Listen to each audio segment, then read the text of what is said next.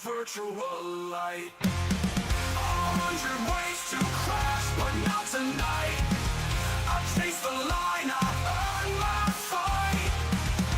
Pedal down, no fear, I'm taking flight. This track, this race, it's mine tonight. No resets, no excuses, I pay my dues. Study every apex, I've got nothing to lose. The pack's behind me, checkers in my sight. I'm the king of this over, I'm winning tonight. 100 ways to crash, but not tonight. I've chased the line, I've earned my fight. Pedal down, no fear, I'm taking flight. This track, this race, it's mine tonight. No resets, no excuses, I paid my dues. Studied every apex, I've got nothing to lose. The pack's behind me, checkers in my sight. I'm the king of this over, I'm winning tonight. No resets, no excuses, I paid my dues. Studied every apex, I've got nothing to lose. The pack's behind me, checkers in my sight. I'm the king of this over, I'm winning tonight. No resets, no excuses, I paid my dues. Studied every apex, I've got nothing to lose. The pack's behind me, checkers in my sight. I'm the king of the server, I'm winning tonight. Shift up, hold steady, I'm crossing that line. iRacing glory, this moment's mine. Pedal down, no fear, I'm taking flight. This track, this race, it's mine tonight.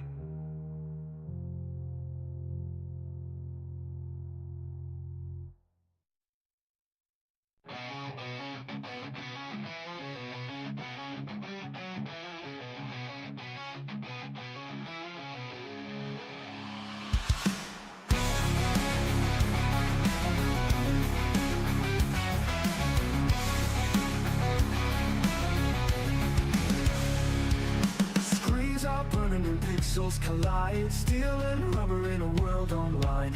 Every corner's a war to survive. Lead foot's keeping the fire alive.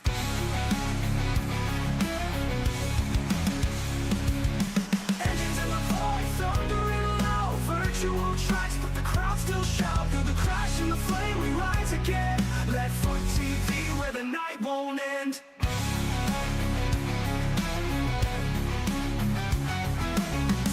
Screaming sparks in the haze. Metal hearts locked in digital rage. Every lap is a line in the sand, driven faster by a ghostly hand. Lead foot TV, lead foot TV, lead foot TV. Engines in the void, thundering low. Virtual tracks, but the crowd still shout. Through the crash and the flame, we rise again. Lead foot TV, where the night won't end. Tires scream, the sparks in the haze. Metal hearts locked in digital rage. Every lap is a line in the sand, driven faster by a ghostly hand. Lead foot TV, lead foot TV, lead foot TV, lead foot TV, lead foot TV.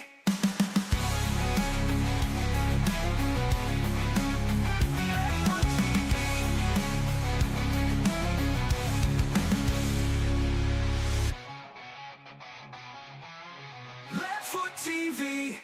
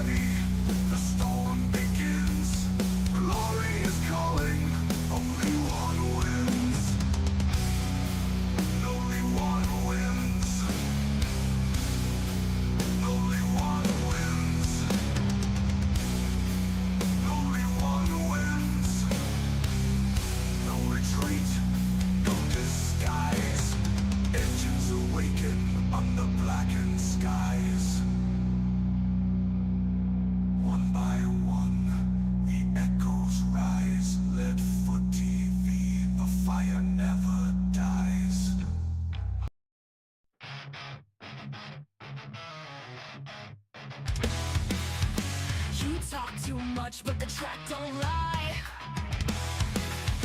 Quit stalling out, quit wasting time. The only way forward is pedal to the floor. Quit whining, drive like you want more. Quit whining and drive, feel the fury ignite. On the foot TV, it's a battle tonight. Quit whining and drive, leave it down in the dust. Steel and fire is the throttle we trust.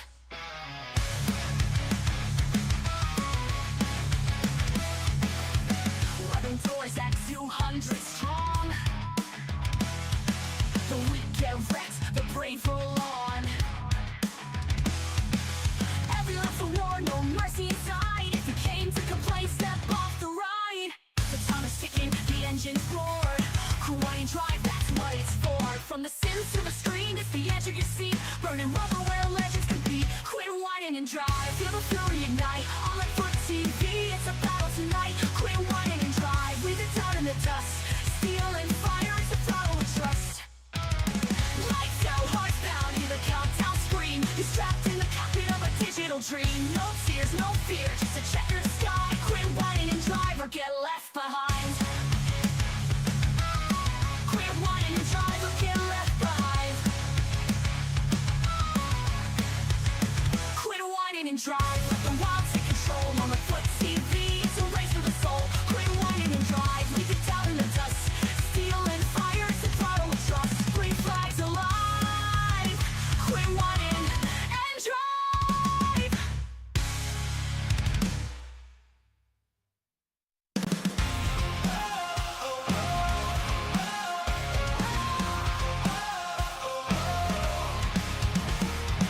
Screens lit up, the grid's alive. Engines roaring, this digital drive. Sweat on my brow, I burn the midnight oil.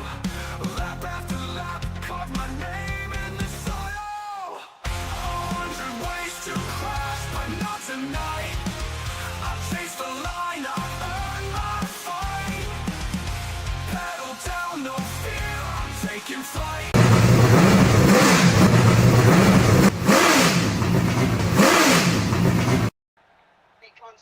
Hello, everybody. Hello, everybody. Welcome to Left Foot TV. We are in the beautiful state of Virginia at Richmond Raceway. It is a cool 82 degrees here in Richmond, Virginia.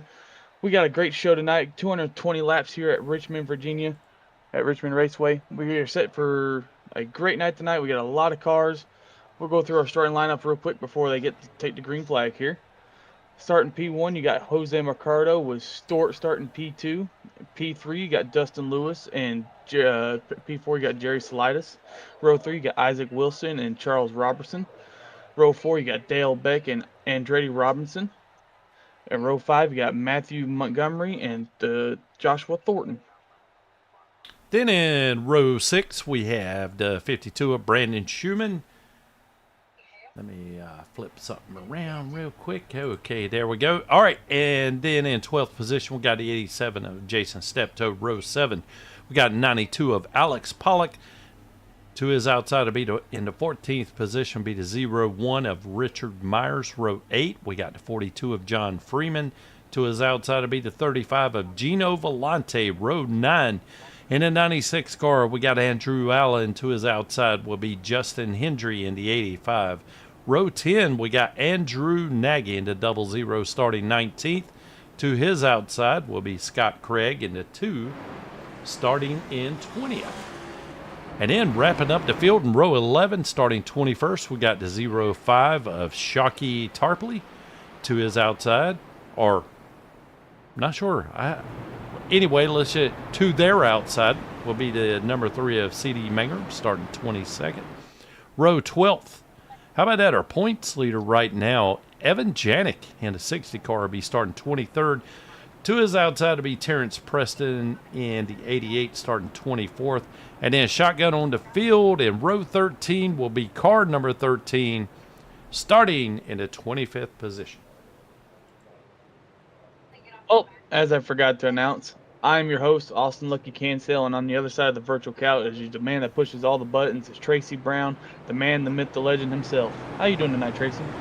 Hey, I'm doing great, Austin. Can't wait to see what happens here on this racetrack. By the way, I'm filling in tonight for Chris Golden. He's away on another assignment. So it's going to be me and Lucky taking you to the finish tonight as we see a SoarDogg green flag. As they duck into turn 1, 2x2, as they try to feel out this track and see where they can get the car to stick. Richmond's always been a low lane track with 14 degrees of banking in the corners, so hopefully they can make this track multi-groove, and hopefully we can see some good green flag racing here as Jose Mercado ducks off to an early lead. Yeah, I really hope we do, Austin, because, you know, I've been disappointed in some of the... Uh-oh. Oh, already a yellow. Not good, not good. Let's see if we can figure out what may have happened here. I'm showing Alex Pollock may have been involved as he got a bump from the 42 car. I don't think that's exactly on the 42. It looked like Pollock got a little loose off an exit off of 4. It looks like the cold tires just weren't up to operating temperature all the way. He just got on the gas a little too early, and the 42 was just not expecting him to be that loose off the corner. Good catch. We'll take a ride along on the bumper here with Alex Pollock.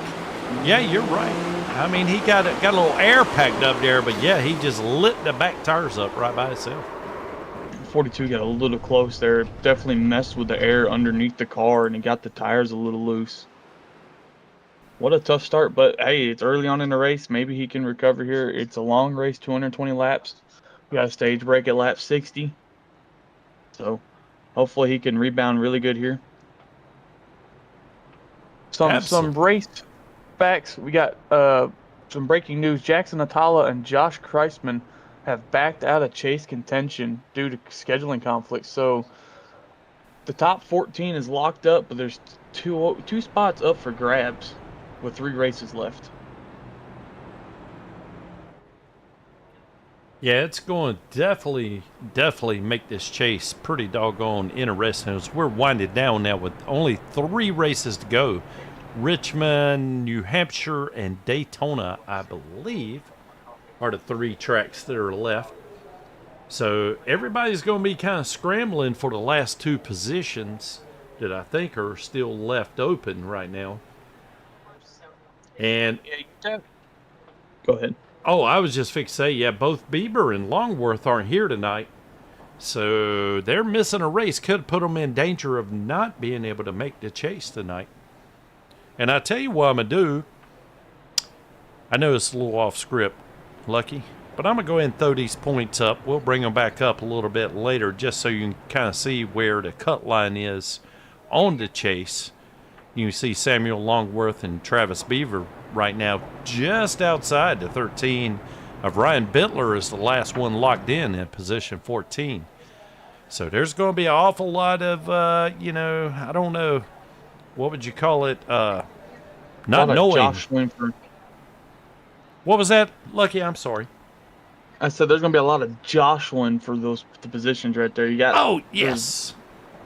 There's a lot of points to get here, but on another interesting fact, Dustin Lewis and Jose Mercado are only separated by 33 points for P2. Oh, wow, man.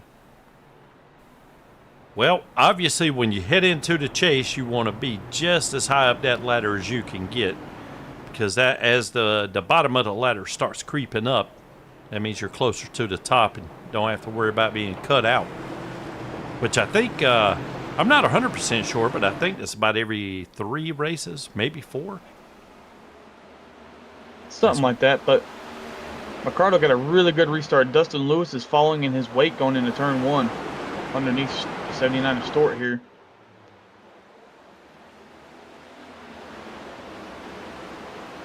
Still jockeying for position here. The 09 is looking to the outside of the 20. No, it's not 24. What is that? That's the 63 of Salidas. Andretti Robinson out of San Antonio, Texas. 1 start, 1 win. He's batting. Oh, no, never mind. He's got 19 starts, 1 win. My bad. I read that completely wrong. I don't know if that's right or not. Something just isn't adding up, if you ask me. I don't remember him racing with us that long. Maybe he did. Maybe he did. I don't know. Maybe. But he's sitting in P5 right now, chasing down Salidas. The 93 of Isaac Wilson coming down the pit road. Maybe an unscheduled pit stop. Maybe a drive-through. He's got some right front damage, it looks like. Or it might just be his paint scheme. Yeah, there's no telling. Can't ever tell these days. You see the 33 of Dustin Lewis applying the pressure to the 79 of Joaquin Stewart. Dustin Lewis changing the schemes up tonight. Usually he runs an all-black car, but he's got a car with a little bit more red in it tonight. It's a good-looking paint scheme. It is, absolutely. He's already got 2 wins this season. So he's locked in pretty well into the chase. But, man, he is all over that 79. I mean, if you listen closely, you can hear him honking the horn. Like, get out of my way. He definitely is, but he's definitely, it looks like he's trying to maybe not be so aggressive early on in the race. They only get 4 sets of tires tonight in the pits. So he's probably trying to save his tires a little bit to get to lap 60 because they only get about 50 laps of fuel tonight. So they're definitely going to have to make a pit stop before the stage break unless they have another caution and they can save enough fuel and make it to stage. Yeah, we got Joshua Tressler chiming in on the YouTube chat. Fish, beer, and deer burgers tonight, baby. Now to watch some racing. Well, you come to the right spot if you want to see some racing, Joshua. Glad to have you. Not too sure about the deer burgers. Never been all that fond of myself. If I seasoned it with enough hunger, I could probably eat it with no problem. Got fish and deer burgers. That's one heck of a combination there. It is, man. As we've seen, Lewis got past Stewart for P2. Now he's going to hunt down McCardo, which they're only separated by 33 points, like I said earlier. So he's going to try as much as he can to close that gap between him and McCardo in the points.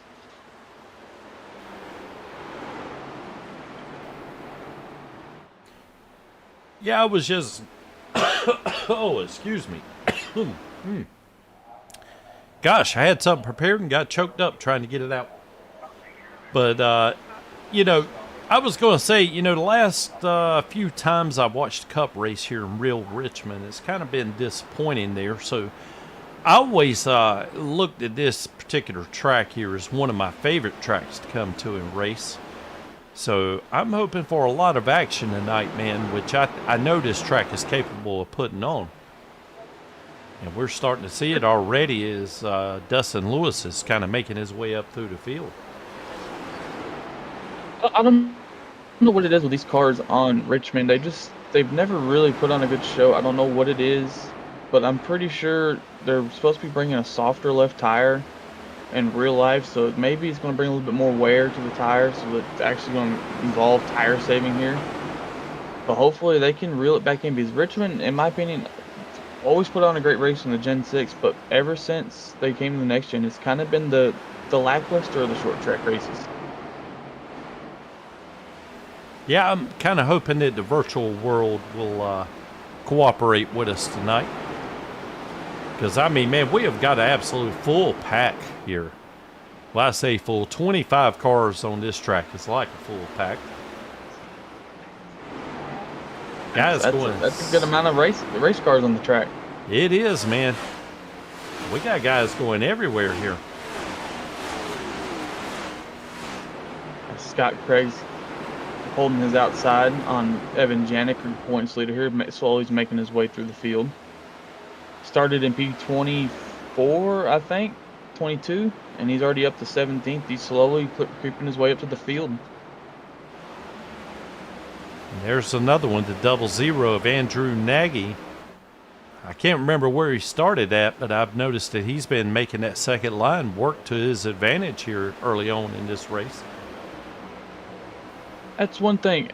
Iowa and Richmond have always been very similar. I always think of Iowa as a bigger Richmond, but ever since they repaved Iowa, it's kind of been a single groove track. They used to be a multi-groove, but Richmond's kind of held that characteristic where you can move around the track and find ways to make the car gain speed.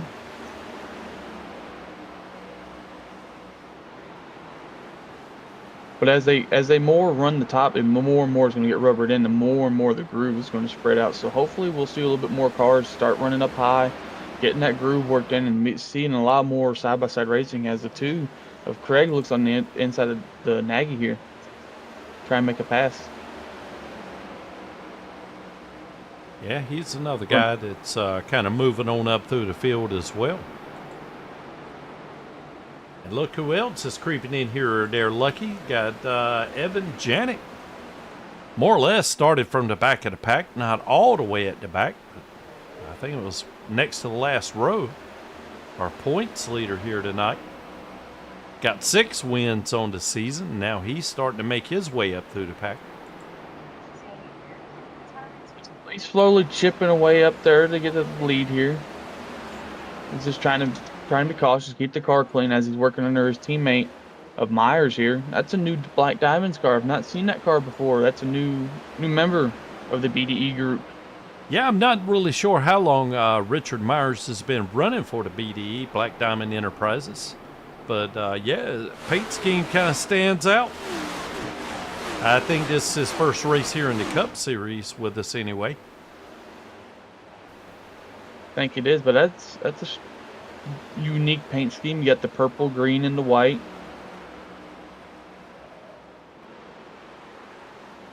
As we're looking at Dale Beck here, sitting in P20. Just kind of cruising along here, trying to keep his car clean. He was sitting in P18th in points, if I'm not mistaken. So he's on the hunt for the chase. He looking in. Yeah, he sure is. And man, I got to. Well, you know how the broadcaster curse goes, but I already started with that. I was just going to commend everyone on such a great run here. You know, other than Alex Pollock kind of lighting his tires up, I think it was off turn 4. 4. Yeah.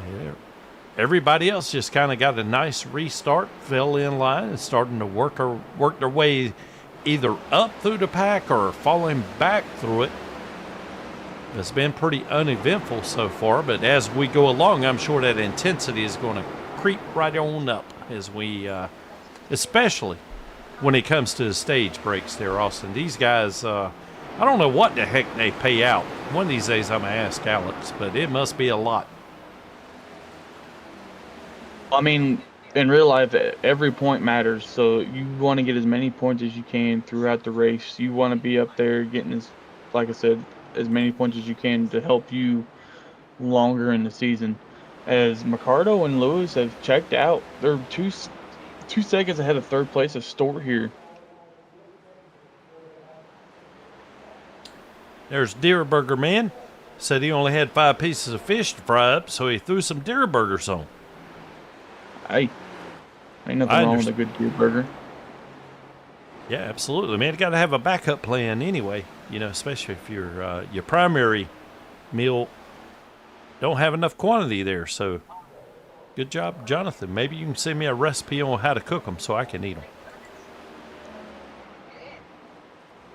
And then we got Fresh and Flames chiming in here saying, "Yay, Mr. Craig." Hey, Craig. Hey, Craig. Running the optic paint scheme tonight, as they, if I'm not mistaken, I saw on social media they've won back-to-back EWC championships, whatever that is. But congratulations to the Team Optic. Yeah, I was fixing to ask you, how did you know that was Team Optic? But man, that's doing your research, man, your homework, coming in here for a broadcast. I'm just a nerd. Oh boy, he gets pretty doggone close to that 85 of Justin Hendry. But hey, no contact, man. That's just good, solid racing right there. Really good, solid racing. As Janik's looking to take P12 here. He's got a really strong car tonight. He's working his way up through the field pretty fast. Only 34 laps into the race, and he started in the back, and he's already up to P12, hunting down P11. Yeah, he just got around Charles Robertson right there in the 99 car. Well, he just keeps right on ticking them off, don't he? One at a time. Just like you said, taking his time. Ricardo's gained a little bit of lead on Lewis here. He's almost opened that gap up to a second on Lewis here. I wonder if Lewis maybe might have burned his stuff up a little too early, or maybe he's realized they don't have enough fuel to make it to the stage, so he maybe backed off and was trying to save a little fuel. Yeah, back to what you were mentioning earlier, it looked like to me that they were going to be able to run about 50 laps. However, the stage break is at lap 60. So I'm just assuming that everybody's going to be coming up a little bit short on fuel. We've only had one caution so far. So Only person I think could make it is Wilson. When we saw him come out of pit road, I think that was maybe a strategy call. Maybe he pitted with 10, 12 laps into the run and pitted, and he probably filled it up with fuel to maybe see if he can make it to the end of stage. He might be. I think he is a lap down right now, but after green flag pit stops, he's probably going to rotate to the lead, maybe P5. But otherwise, if it works out, it's going to be a good strategy call to get up through the field. It definitely is, man. Using some of that North Carolina intelligence there, man. That's what I'm talking about, Isaac. Out of Raleigh, North Carolina, Racing for Ancient World Gaming. In case nobody knows, I'm from North Carolina as well. About 30 or 40 minutes east of Raleigh, where Isaac is. I see a couple cars moving up to the third groove tonight. They're trying to really work in that high groove. Maybe, hopefully, get more rubber up there so they can roll that top a little bit higher, get the momentum coming off the corner. As you see, Dale Beck up there. Yeah. You know, I didn't say anything, but it just seemed like to me that these cars were starting to enter, especially into turn one. It just seemed like they were just, what would you call it, driving it in deeper and deeper. In other words, not aiming for the apex. They're more like diming the corner. They're trying to enter in a little higher, hit the middle of the corner on the very bottom and shoot straight off is what they're trying to do.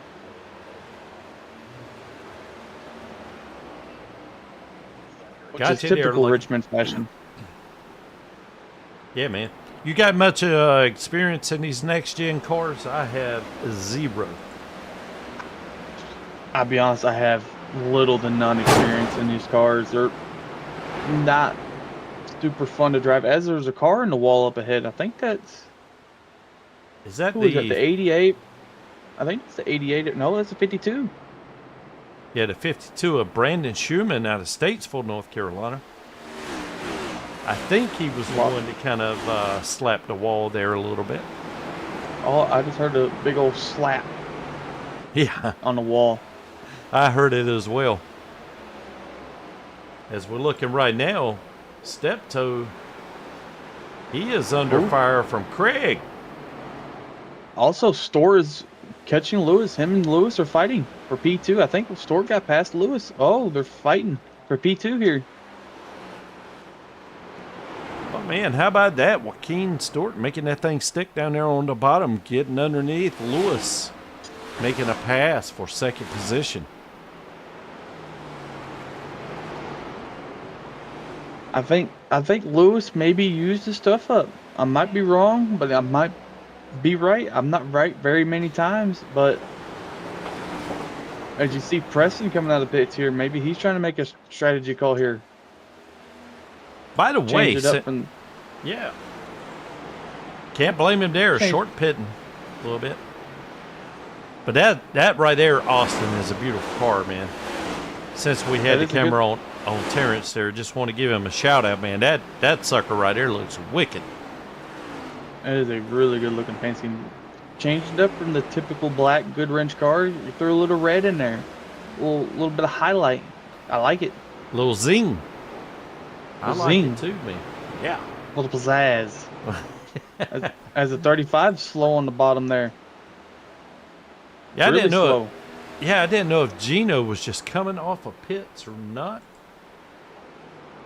No, he's not. He was just riding slow, I guess, just kind of letting everybody. Maybe he used this stuff up and just letting other guys get around him without. Well, if you look at it, we're at lap 48. We're at that little fuel window here to see people are going to start running out of fuel here as Dustin Lewis docked off into pit road. And that puts Andretti Robinson into the 4th position. Yeah, there's Dustin Lewis has got some damage. Oh my goodness, man, that's some big time wheel damage. I think that's a night ender for Lewis. I don't know if it'll end his night or not, but it might as well because he's going to be in the pits for quite a while. Can we possibly maybe get a replay to see what happened here, Tracy? Because he was running P2, and the next thing you know, he's down pit road with his right front all jacked up. Man, I have no idea when that happened. About the only thing that I can do is manually rewind it, but right now I'm showing Dale Beck may have an issue.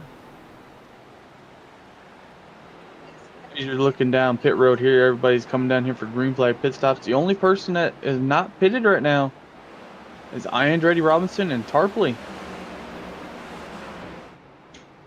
And there's Andretti. Yeah, he's on the pit road right now. Well, how about, and look who's in the lead, Janik. How come he's not pitting? Look here, man. Oh, look. He last pitted on lap 5 there, Austin. He came in as well, topped off a little bit. That might have been a good call. Maybe he's stayed out. He pitted on lap 5. He pitted when that caution happened. He probably saved enough fuel here to maybe make it to stage break.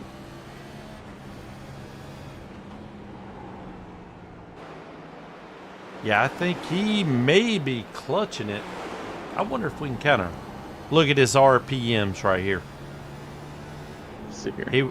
He was definitely short shifting.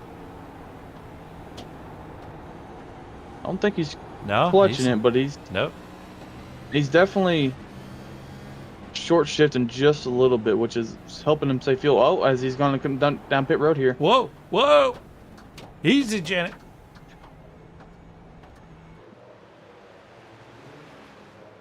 So he's coming in on lap 54. So they're roughly getting about 48 to 50 laps of fuel, depending on how hard you're running it. Yeah, and I think by the time this thing cycles out, it's going to be Jose Mercado back out in the lead again. I think you might be right, but I think, where is Pollock at in this whole situation? I see him in P7, but he's dropping. I wonder if maybe he's trying to make it to the very end. Oh, they said he pitted. Yeah, he just came off pit road. And I'm not showing any kind of black flag or anything, so I don't think he sped. Well, he's in P17. He definitely got his lap back. Boy. Look out, Biddler. Hung. Mercado coming dealing through. with some lap traffic here. He is. Man, he closed in on Bittler so doggone fast. I thought he was going to hit him right in the rear bumper there. So right now, our top 5 is going to be Mercado, Joaquin Stewart, John Freeman, Shalky Tarpley, and Andretti Robinson. You know what name I haven't seen tonight? Our good buddy in the 41, Whiteman. I've not seen him tonight. Yes. Did he even start tonight? I don't think so. No. Man. Yes, And I from got what I'm seeing, I got a note right here that says Brock will miss tonight's race. Brock Whiteman. Oh man. Yep.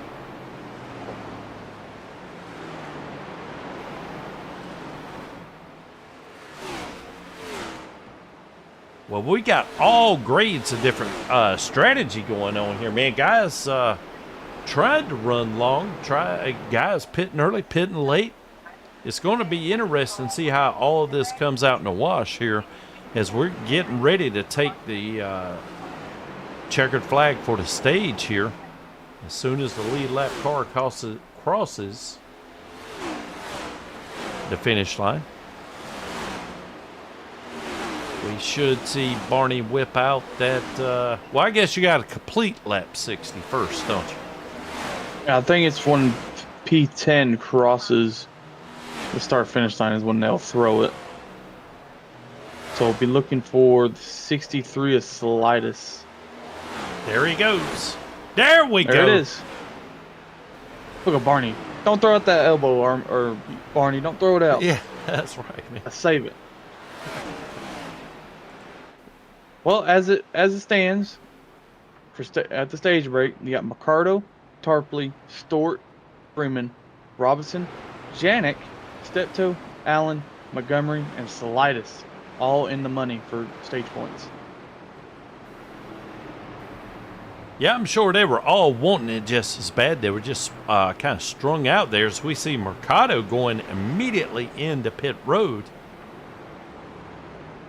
So I'm not exactly sure. Yeah, he's only got 11 laps, but I'm assuming he's just going to kind of cap off with fuel here. Well, I don't think anybody took tires underneath that green flag pit stop. Oh, so I say okay. Everybody is going to come down here, take 4 fresh tires, and fill up on fuel.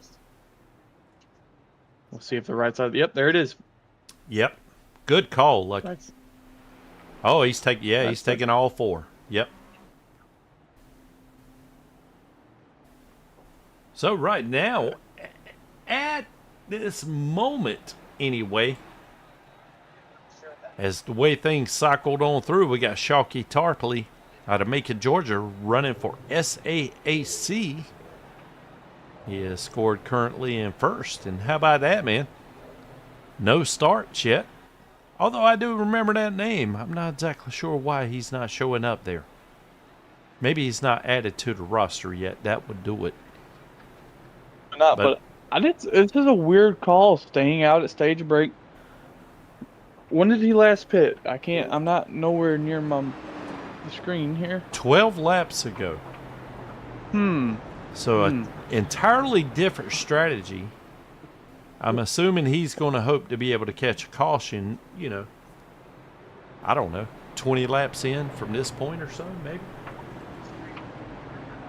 Well, he might, but he also might. He's only got 12 laps on his tires. Lucky the broadcaster. Dave, I'm doing my best, man. I'm doing my best. I'm not the best at being the lead announcer. I'm doing my best. But if from what I'm seeing with Tarpley's strategy here, he's only got 12 laps. Maybe not even that. Say 10 laps on his tires. He's going to get another 40 laps here. That's going to get him to about lap 100. Stage breaks at lap 120. He's pretty much going to cut this stage almost in half. Everybody else is going to have to pit, so he's going to pit a little bit earlier than everybody here. So maybe this strategy is going to work out for him. Well, let me ask you this real quick before they take the green, though, Lucky. Let's just say they go 30 laps on this stint and the yellow flag comes out. So most everybody would pit during the yellow, don't you think? Well, yeah, because if a caution comes out 30 laps into the stage, everybody's got. If you're smart, you come in and at least fill up with fuel. You don't have to take tires, but you at least fill up with fuel to make it to the end of stage. Whereas Tarpley, he is definitely. Whoa! 79 around. We're staying green right now. Off the racing service. There's cold tires. Cold tires. I hear another spinner in turn 4. And that one apparently is going to bring out the yellow Looks like flag. The 87 of Steptoe.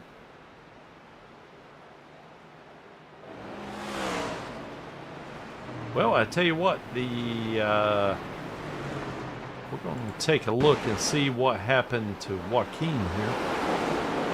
See if Tires. Perfect call, man. Absolutely, just lit it up. I didn't know if he had a little bit of help or not. We'll flip over here to Steptoe. Now he might have got some help. He might have had some. He help. definitely had some help. Oh, 52 man. locked it up. He just locked it. Locked He locked it up the front tire. Again, cold tires. What do you think about that? I don't know if this one is. It's definitely cold tires because they don't have as much heat in the front tires. But he had such a shallow entry going into turn 3. he wasn't gonna make the corner, and he just locked him up, and step toe was just in the wrong place at the wrong time. Oh yeah, you could already see him really trying to get it down low. He just had such a shallow entry into that corner. The two had a little bit of a scuffle there. Oh, we did. Wonder what happened here. He got loose. Oh my God! Is somebody leaking oil? Somebody got some rear end grease out there on the track. Cars are spinning all over the place.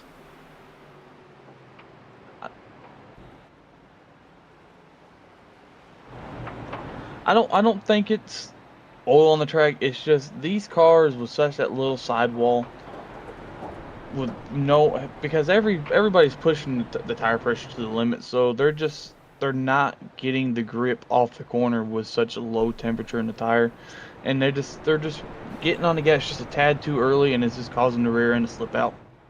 Mm-hmm.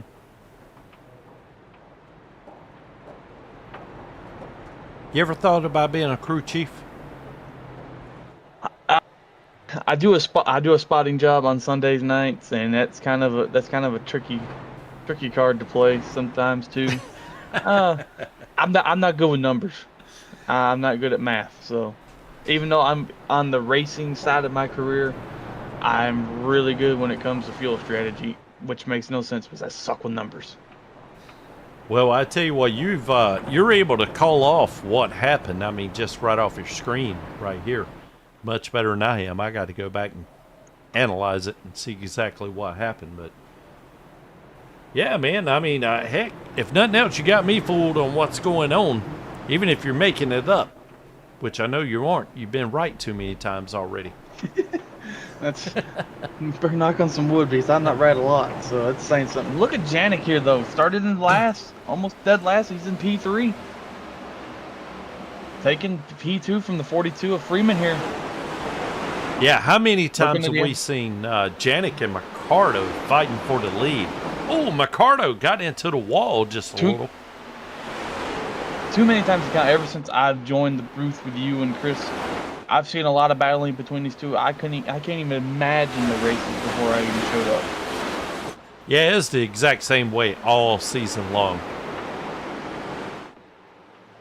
As 42 got back by Janik here for P2. Oh, got a little squirrely off the exit there. I think that was the... Oh, Freeman and Mercado. Whoa. Man, I wonder what happened there. I want to say cold tires, but I'm not 100% certain on that one.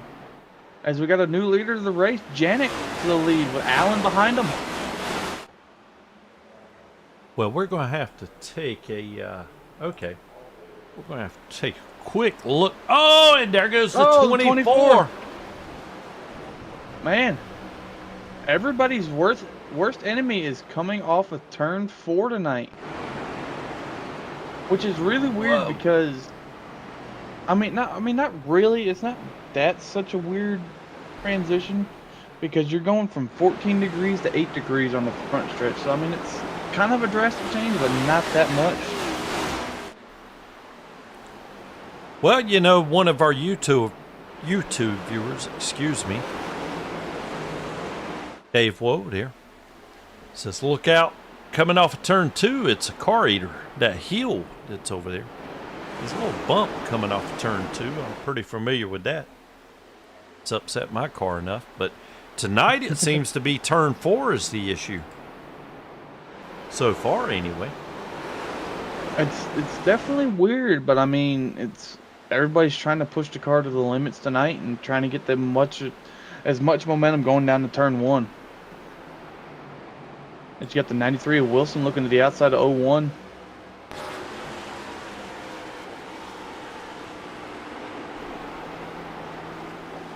Is that a Hot Mama car? Is that what I'm seeing? Jarosolitis, is that pickled sausage? It is. Tijuana Mama. That's close. Never heard of it. Never had a Tijuana Mama? No, never have. Oh man. Never even heard of it. You need to go to your local gas station, run by the little Indians. They have them. They're really good. They're really spicy, depending on which one you get. If you like spicy stuff, Oh, yeah, I do. Absolutely. you definitely would like that. Spicy with a little bit of vinegar, a little bit of vinegar taste in it. So good. And, well, what is it again? Pickled sausage. It's a pickled sausage. Comes in a Okay. little pack. Well, Little pack, a little singular pack. It's really good. Well, I've checked it out. You know, most time I stay away from the Hispanic section because what I consider hot and what they consider hot are two entirely different things. I wouldn't say they're Hispanic. I think they're Oh, American really? because, Well, it's Tijuana. That's in Mexico. well, I mean, well, the Hot Mama, Tijuana Mama, it's same thing. Gotcha. Okay. As Mercado, after his little dust up there just a couple laps ago, he's already back to P3 hunting down Allen and Janik. Oh, speaking of Allen, man, he's been kind of quiet tonight. And look at him here. Always a top runner. And he's kind of snuck up right behind Janik here, running in second position now. Looking to apply a little pressure himself. Yeah, he's definitely trying to rebound from last week at Iowa. He had a really good, strong race last week. And he got caught up in 3 late race cautions last week and just destroyed his good run. So he's trying to maximize because of how similar Richmond and Iowa are. So they're very similar tracks. So he's trying to use as much knowledge as he can to stay up front. And as you see, it's working. He's in P2 hunting down Janik. It is working. And I'm not showing Andrew Allen would win. I could have sworn that he's had 1 or 2 this season. I know he's been battling for a win, seems like on a consistent basis. He's definitely been one of the top performers here lately. He's been in the top 10 most of the nights that he's raced, and he's just trying to put it together as he's making a move on the inside of Janik in the turn 1 here. Yeah, he's got a run on Janik, diving down to the inside, side by side. Allen and Janik, it gets a little bit squirrely coming off turn 2. The outside, if you can get the outside to work just right, it's going to be kind of hard to pass on the bottom, as Allen got a little loose off the 4.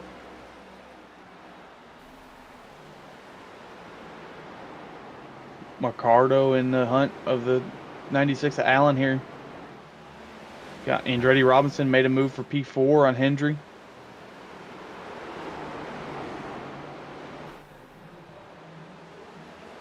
Yeah, I think we may be seeing. Well, I don't know. I thought I saw Allen get a little squirrely, like 2 laps in a row. So I was anticipating Jose Mercado kind of being able to close that gap and maybe even give Allen a battle for second position here. Well, let's see if he gets squirrely off of turn 4 here again. No, he kept it underneath him this time. He probably finally got that right rear cooled down. There's, I think that's Gino Volante, the 25. Oh, no, that's Joshua Thornton. Excuse me. Ooh, and we see Craig get into the wall. Craig getting the wall. I can't. I pulled up the YouTube chat for 1 second, and all I see is David Wordmove say, "Pickled gas station sausage if we go screaming colon." Oh, and he had to put the Make Tracy Famous profile on there. I think we're getting ready to see a caution. As Craig is getting all up underneath that 25 car of Joshua Thornton. Well, the thing is here, we're 30 laps into a run. Got 30 more laps until the stage break. The one person that didn't pit was, I'm pretty sure, was Tarpley. So he's sitting in about P5 right now. He's probably going to duck off here in the next couple laps here to go get some fuel. Maybe even tires. I'm showing that he last pitted 23 laps ago. Who was it that stayed out?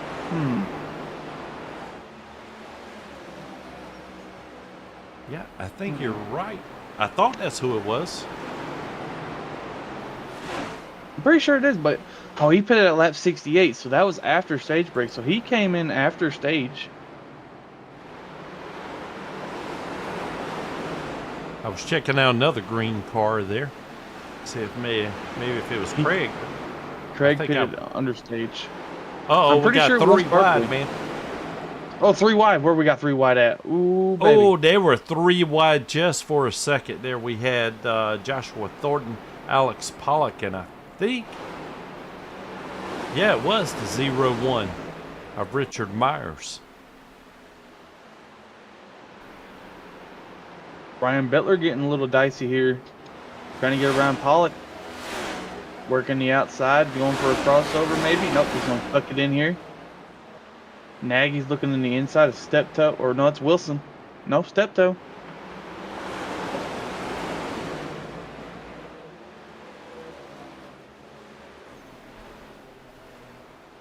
Oh, man! Nagy sent gets it in there. He sent it into the bumper of Steptoe.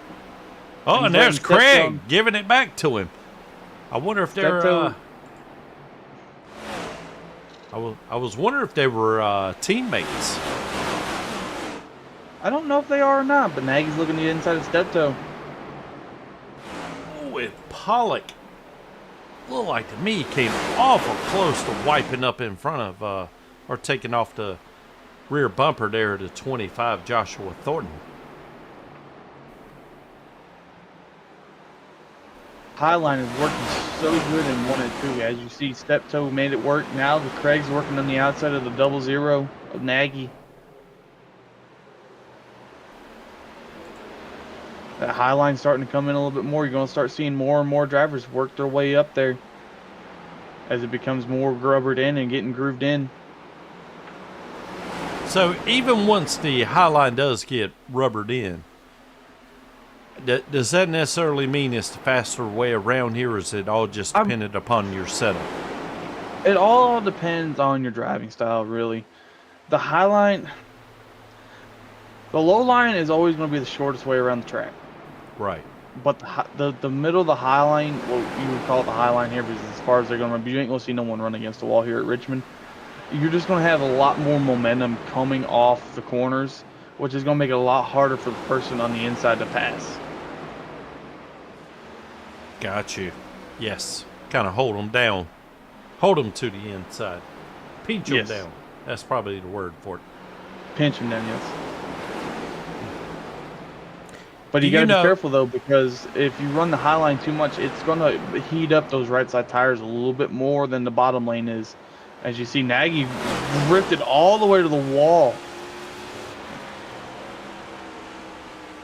And Pollock still dives below him, takes the position away. This is a battle for 13th position. It's a good battle. As we're about to have a battle for second here, Ricardo and Allen only separated by a 10th.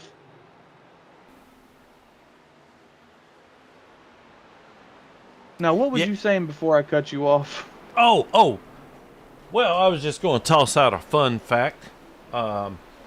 Before they reconfigured Richmond into this D shape, I happened to be at the last race of the old configuration.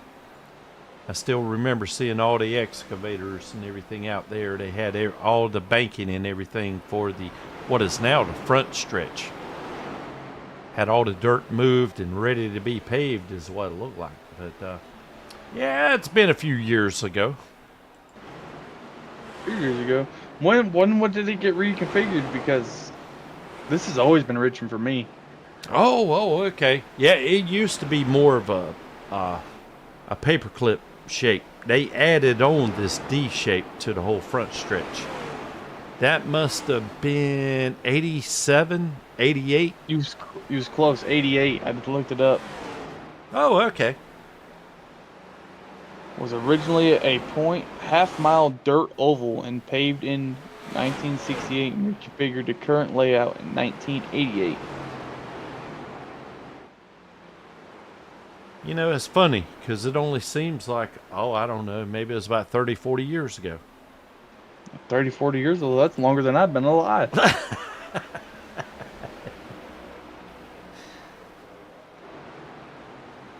Well, I tell you what, Cansdale, the older you get, the faster those years are going to click away, buddy.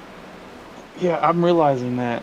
As we see, Mercado is a lap down. I wonder if he came down pit road. I see a lot of people coming in. Oh, yep. A lot of people coming in for their green flag pit stops.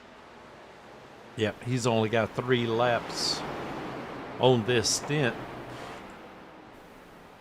With 14 laps to go, you're going to start seeing people starting to dive into pit road here. And the thing is, it's always hard to know what's going to be better. If it's going to be better to stay out and long, or cut in an undercut. Usually the undercut works, but some places the overcut works. That's the reason why I need you to be my crew chief. See, I always get the call wrong, so I mean that's not really a good call for me. Well, I always tell everybody, listen to me, whatever my pit strategy is, and do the opposite, and you'll probably win the race. Because I feel like I've lost every way possible. No matter what my call is, it's always wrong. Maybe I'll become your crew chief. Help you out a little bit. I need some help. Lap 109. Oh, I'm sorry, Austin. No, you go ahead. You go ahead. I was just fixated lap 109. Currently, we got a stage break coming up at lap 120. And just want to say, keeping an eye on Evan Janik right here. He's got 47 laps. We got 10 laps to go before the stage break. And I think he's only going to be able to do about 50. So he's right back in that area. He might not have to save 10 laps worth of fuel. But I still think he's going to have to pit. What do you think? He's definitely going to have to pit. It's just the matter of when he's going to pit. I think if I was a betting man, he comes down in the next 2 to 3 laps. If I was a betting man, that's me personally. But he might have enough fuel to make it to the end. He's Janik. He's damn Superman behind the wheel. As we ride on board here, see how he's rolling through the gears, short shifting, rolling the bottom, slowly rolling into the throttle, shifting up to 5th, a little bit longer of a shift there, back down to 4th, rolling the corner, watching the lap cars in front of him, on the throttle, full throttle, up to 5th.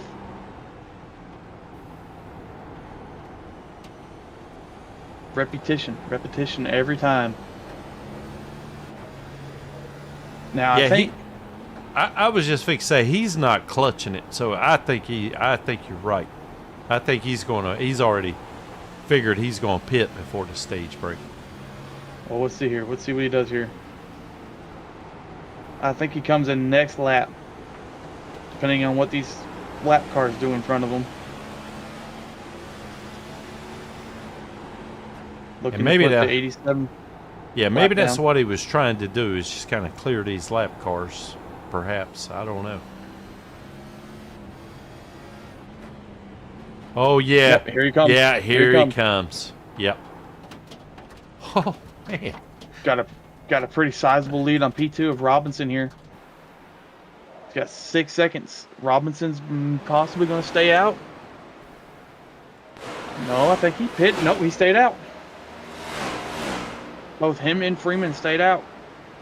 They're probably Look at gonna go for there. the Yeah. overcut. Look at that. Robinson, I think he's got a couple extra, or a few less laps on the tank of fuel than what Janik had. Pitted on lap 69. He's going to have 48 I think laps. he's going for it. He might be going for it. He might be a lap or two short, though. They're getting roughly about 50 laps. He's got about maybe roughly 2 laps. That's going to put him at 119. Oh, slow rolling it as the 42 comes down pit road. Dale Beck in P3 here. Wilson in P4. So we think they can go to lap 50, which will put him one lap shy of making it to the stage. But even if he does make it to the stage break, correct me if I'm wrong, he's going to have to pit under caution. And all these other guys that have already pitted will go in front of him. But maybe that sets him up better for the win, perhaps. That's where it just gets so doggone complicated to me. It's going to be kind of hard because when we take the green flag, it's going to be about lap 125. All these guys have already pitted. It looks like he's going to have enough to make it to the stage. He proved me wrong, but it's going to be about lap 125 when we go back to green flag. Get about 50 laps. So that will put us about lap 175. It's pretty much a one-stop race after this stage break. Robinson's definitely going to be in the high seat here. He's going to be in the high chair. He's going to have a little bit more fuel than everybody else. He can run a little bit longer, and he's probably going to have a little bit fresher tires than everybody. Well, wait, the yellow hasn't come out yet. Oh, there we go. Okay. I didn't know if they were able to continue racing. I was thinking that they were, but I didn't know for sure. I thought he was getting ready to get past. And look at this. With all that, with him staying out, it has put everybody from P11 down, a lap down. That shakes up the whole field. Schuman's going to get the lucky dog. And with Janik pitting, he's going to stay out. So no one's going to get the wave around here. So only Schumann is going to get his lap back. Unless Janik pits here. But he just pitted 3 laps ago. Oh, my goodness. I'm popping fuses left and right. All I know is I see Mercado is the last car on the lead lap after battling for the lead before all these pits and everything started happening. Well, I tell you what, Lucky, we got, I don't mean to cut you off. You got a point, man. I was fixing to take a quick break so that your producer could take a pit stop as well. Go right ahead. Okay. We'll pick it up on the other side. We'll be right back to finish this race here momentarily.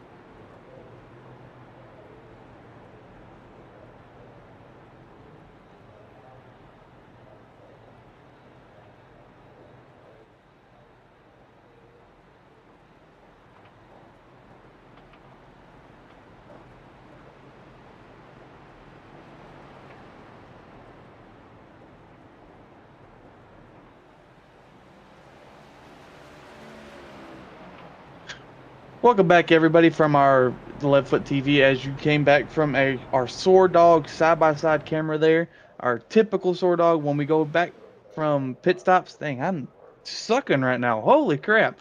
Okay, as you've seen in the side-by-side camera, Robinson got a really good jump there. Beck got up to P2, but a yellow flag was thrown. We've been searching all over the track to figure out what happened, but we cannot find what happened. So we and Tracy are both kind of in the dark here.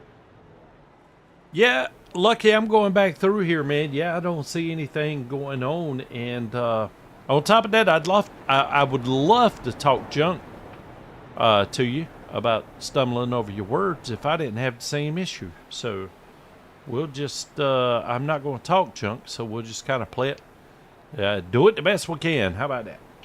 I think what happens is my brain goes too fast and my mouth can't keep up. Yeah, you know, that's the way mine is too, man. I intentionally talk. I didn't realize this, but I talk slower than what I thought I did. So I keep trying to pick up the pace to make it sound normal as it will. But then my brain runs out of words, and my mouth is kind of left stranded from time to time.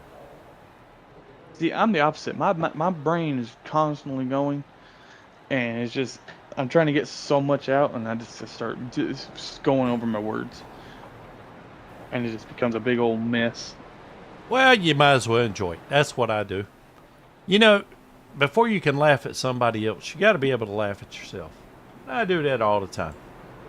I laugh at myself 24/7. I do catch myself too. doing some crazy stuff. Ain't that the truth, man? I tell you. I entertain my own self with everything I do. I know exactly what you're talking about there, man. So we're getting lined back up side by side here. Lap 131, getting ready to be 132. We got another green flag sponsored by SoarDogg. Well, just sponsored by SoarDogg, you know. I need to find out what SoarDogg is. I know they sponsor the series. But Alex, if you listen this back, man, tell me what SoarDogg is. Is this a racing team? Is it, you know, SoarDogg Designs? I don't know, a hot dog vendor? I'm not sure. Well, if I'm not mistaken, I did some quick Google research. I think it's an apparel brand. Oh, okay. Well, there you go. Look at Lucky, man, doing his research. That's what I'm talking about right there, man. Heck yeah. I swear, you are crew chief material.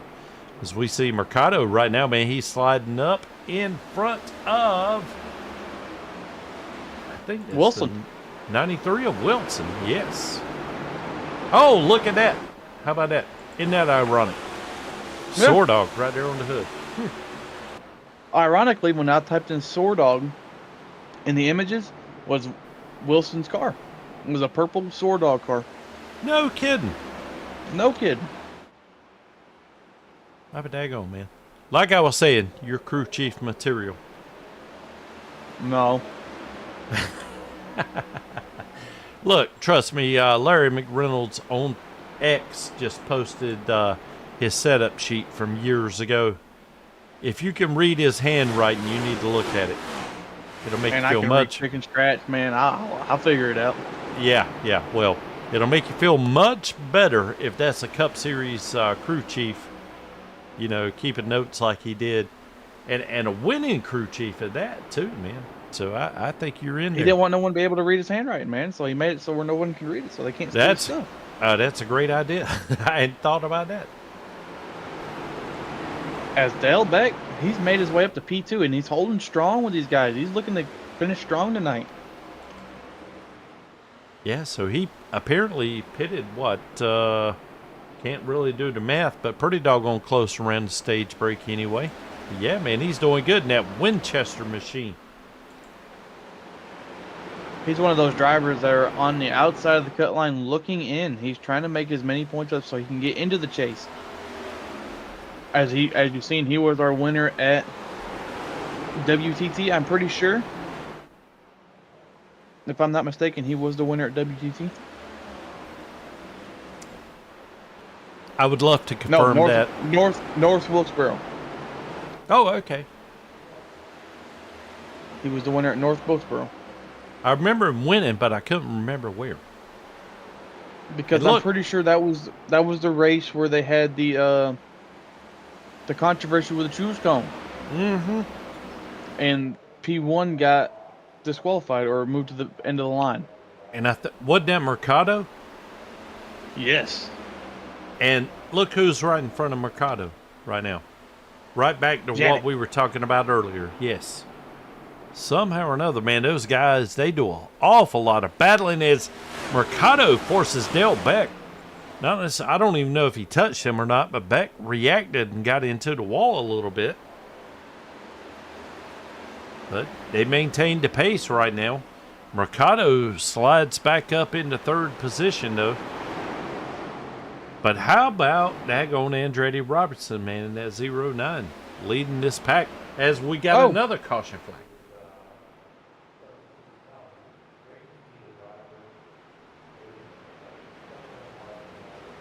Can we possibly find this one? We can try. I'm not 100% sure because just saying my man here is driving slowly. Well, that would be one reason to drive slowly right there. Matthew Montgomery out of Fort Smith, Arkansas. The 24 car. Racing for Team Apollo. Wow. I think he might have had some help here, Lucky. What do you think? I think you did.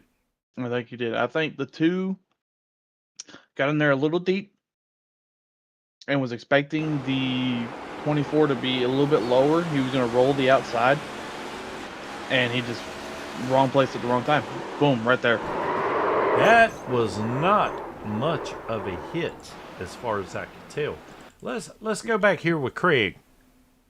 What a cool name, by the way. Oh, Craig. Oh, Craig. Listen to the motor here. Just I he mean, was wanting to roll the top. He was wanting to roll the Yeah. top. He was setting up to roll the top. He wasn't expecting a 24 to be in that lane, which is kind of weird because he's right in front of him. But if you listen to the motor from the 24, he lets off a little bit earlier than the 2, and the 2 was not expecting that big of a checkup. yeah, You can see when the 24 lets off the gas. yeah. I mean, right past start finish line. Yeah, so I think you're exactly right. I think Scott was looking to drive it in a little bit harder, take the higher line. Wow. But even still, that just seemed like that won't even. I wouldn't even classify that as a doink. I mean, that was just a love tap there, man. But boy, pit road's a busy place right now there, Austin. Yeah, Not- it's on a bad spot for this to come out because you can't make it to the end, but it's really close though. You got 5 laps. It's lap 145 out of lap 220. You're gonna be really close. So if you get in a couple cautions, you could probably save enough fuel to make it to the end. But you're taking that gamble that the caution comes out and you can save it.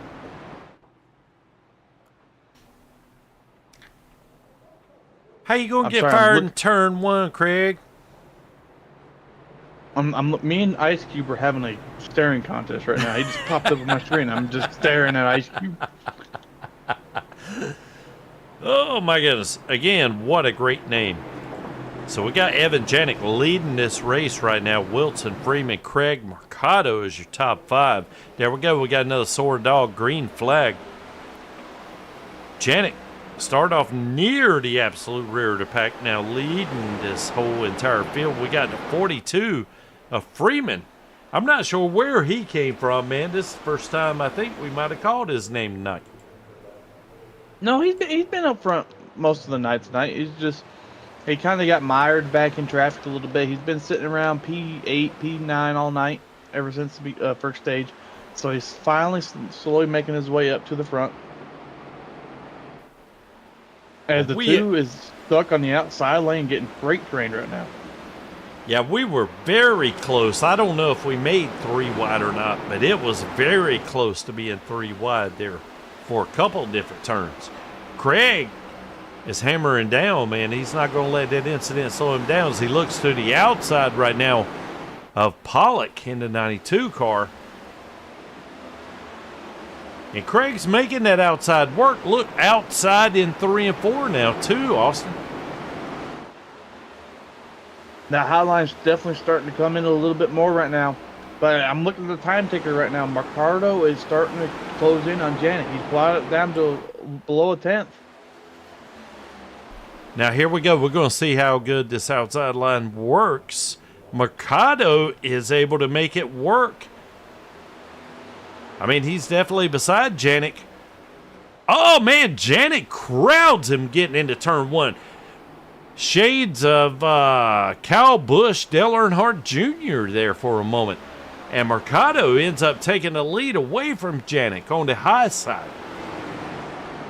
I'm telling you, the high side is where you want to make the pass. If you are stuck on the bottom, you are up. There's a saying I like to say a lot, but I can't really say it on stream, but I'm going to say it anyway. You're up blank creek without a paddle. If you can fill in the blank, however you want to say it. But I if you're got stuck you, on man. the inside, when someone's on your outside and you're stuck on the bottom, they're going to squeeze you going in the corner. They're going to squeeze you coming out of the corner, so you can't get the entry and the exit that you want. As you've seen, Janik, he was doing everything he could to make that not happen. He was trying to push Mercado up and up the track so he could have a little bit more of a dime in the corner. Right. But Mercado just held his own. So if I'm out front, I see somebody creeping up on me, I'm going to take it in a lane or 2 higher. Make them try to pass me on the inside. Yes. If you're going to watch your mirror, you want to, if someone's getting a run on you, you want to move up to that middle groove, the high lane, whatever you want to call it here at Richmond. It's more like the middle groove. And you just want to make them work for it on the bottom. If they get by you on the bottom, just let them have it. I mean, they got by you on the bottom, but if you can hold them on the bottom, you're set. Well, look here, Janik appears to be getting some pressure from the 42 out of Freeman. I noticed coming off turn 2 a while ago, he got a little bit squirrely. I figured he was going to be dropping back, but he's starting to apply a little bit of pressure to Janik as well. Yeah, Janik, he got back in that dirty air, and I think his car does not like it as much after being in the clean air, so he's having to readjust his car. But as you see, Robinson is in P11. He was the leader at the time of stage break, so he's slowly trying to make his way back up through the field. Craig has fallen back from P6 to P12. He's lost 6 spots since the start of the stage, working on Stort.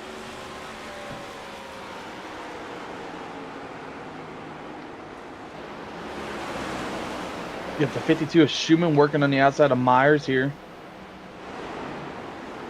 01 sends it in a little deep. Schumann's not going to be able to be there at his right rear quarter panel as he's getting a little pressure from Solitis as 01 smacks the wall coming down to 2.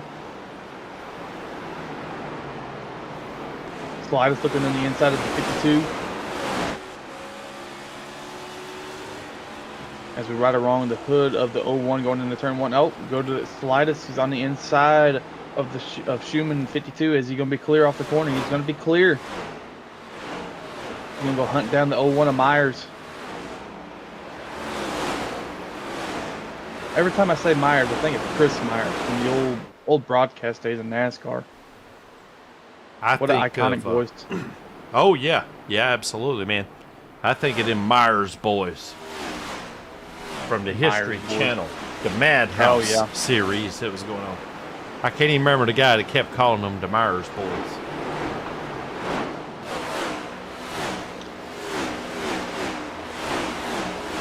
As the 05's looking to the inside of Schumann. Schumann is just getting, I don't know if he's burned his stuff up, but he's falling like a rock.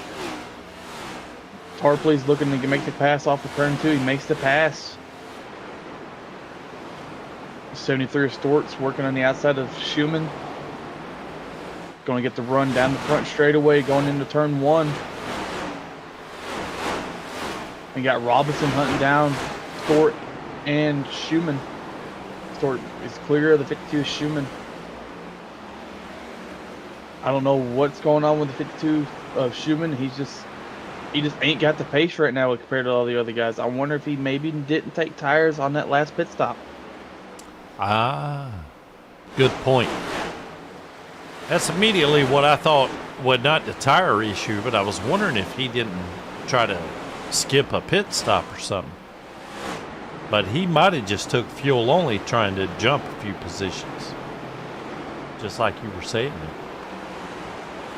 As Andretti's closed the gap, he's looking to pounce on the 52 of Schumann to get into the top 10 again. Otherwise, we're pretty spread out, except for Solitis and Myers. They're probably the next closest battle on the track. As Allen gets in the wall hard. Oh, my goodness, man. There was like several of them, one right behind the other, slapping. Allen. But I'm sorry, go ahead. No, you go ahead. Well, I have noticed, and I use this to my advantage sometimes, that, if I'm behind somebody, I almost use them how they enter the corner to judge when my let-off points are and everything. Because a lot of times all you can do is just see their rear bumper anyway. And a lot of times, if they come off too hard and go into the wall, I find myself almost like in a jet fighter formation and ride right up there with them. Yeah, it's to follow up with that. I do the same thing sometimes at tracks. I really don't know, especially if you're following behind someone, you can't really hit your braking point. So you're trying to find their braking point, so you can figure out where you can how to approach them when you're driving beside them or against them and trying to get past them. But when you're definitely behind somebody and you're following in their tire tracks, their dirty areas, like you said, when you big hit for the 2 of Craig. Man, everybody's getting tight off of 2 now. But to further on with that statement, when you're following behind that car, the dirty air was they're going towards the wall. It's kind of sucking you with it, and it's kind of hard to get out of it. Especially when you, like how you said you're trying to do it, you're trying to follow them as much as you can, and if you're following their braking points, and it's kind of hard to explain, but you're just following them, and the dirty air is not helping you.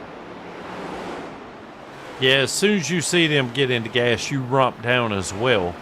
And if they got on the gas a little too early, you're also a little too early. And then you don't even have the air on the nose to help it turn coming off the corner. As we're following along right now with the Mullet Man Ryan Bettler out of Winola, Pennsylvania from Hale Racing. Slim Jim. Macho Man. Yeah, man. Yeah. It's about time for Bettler to crank it up. He does an awful lot of riding in the earlier stages, but now we're only 50 laps to go. Not quite time to dig yet, but it's time to get in a position to do it. Yeah, he got the Macho Man. He's like, oh, yeah. Trying to get the Macho Man, Randy Savage, to get him going here. But it sucks that he's only he's 2 laps down though, so he's kind of not really fighting position. The only person he can really fight for position here is the 00 Nagy, which I've not seen Nagy in a hot minute.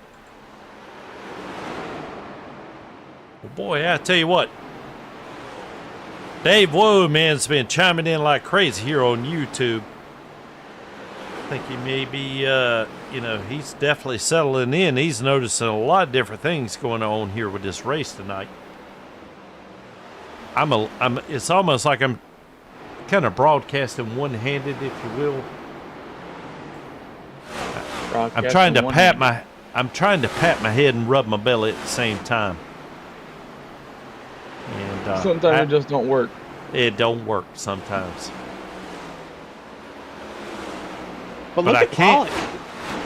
P4. Oh, my goodness. He got around one of them Myers boys. He got around one of them. He got around one of them Myers boys. He had that early spin on lap 2 in the beginning of the race. Now he's in P4. He's trying to hunt down Freeman here. Jason Myers and Burt Myers. You ever heard of them? Name sounds really familiar. They As we got our first pit stop. Oh, I want to check out real quick. So 46 laps for John Freeman out of Chicago. Now he's coming into the pits. Well, I think this was a strategy call. I think he could have ran a couple extra laps, but he's 5 laps to the good right now. So he came in, he's going to get his tires, he's going to fill up on fuel, and he's going to be able to make it to the end. But I think it might be just a tad too early, as Dale Beck has got some heavy right front damage. Ooh, he comes close to that wall right there. Yeah, you're exactly right. It will work out great if we get a a yellow flag, excuse me, within the next few laps. Because he's already made his pit stop. Everybody else got to make it. They'll fall in behind him. But as the laps continue to wind down, his advantage is going to get less and less. Everybody's going to stack up with newer tires behind him. Yeah, but now his main concern is he's hoping and praying not for a caution right now, because he is currently a lap down. So he would be the lucky dog. As I think Janik is in pit road now. That moves Pollock up to P2. How about that? 4 fresh tires and a full tank of fuel. Yeah, man, got to get Black Diamond Motorsports. I don't understand quite how this strategy works, but you can even see the 0-1 of Richard Myers right behind one of Myers' boys, one of the Black Diamond Enterprises drivers. They've got something figured out here that appears to be working. The only thing is, Janik, I'm not sure if he's on a different strategy or not, but it doesn't seem to be working out quite as well for him. And Mercado, man, is just absolutely checked out. Might as well say that. Almost 6-second lead here at Richmond with 40 laps to go. Yeah, he's pulled a pretty sizable gap on P2 here, but he still has to pit here. But he's got the cons right now. Early right now, he's going to have a lot of lap cars unlapping himself, and they're going to have fresher tires. But the more he stays out, you see, look, he's only 38 laps into his run right now. So he's still got a good another 12 laps of fuel. So he can run this a little bit longer, but the thing is, that could also really hurt him on the long run, because these guys with the fresher tires are going to catch him really quickly. So the earlier you pit is going to kind of help you. Check this out. Dave Woe doing some research in the background here. Looking at my notes here, the last 3 races here, the average caution is, oh man, we are going to almost get one. There's the 67. I think that is Beck.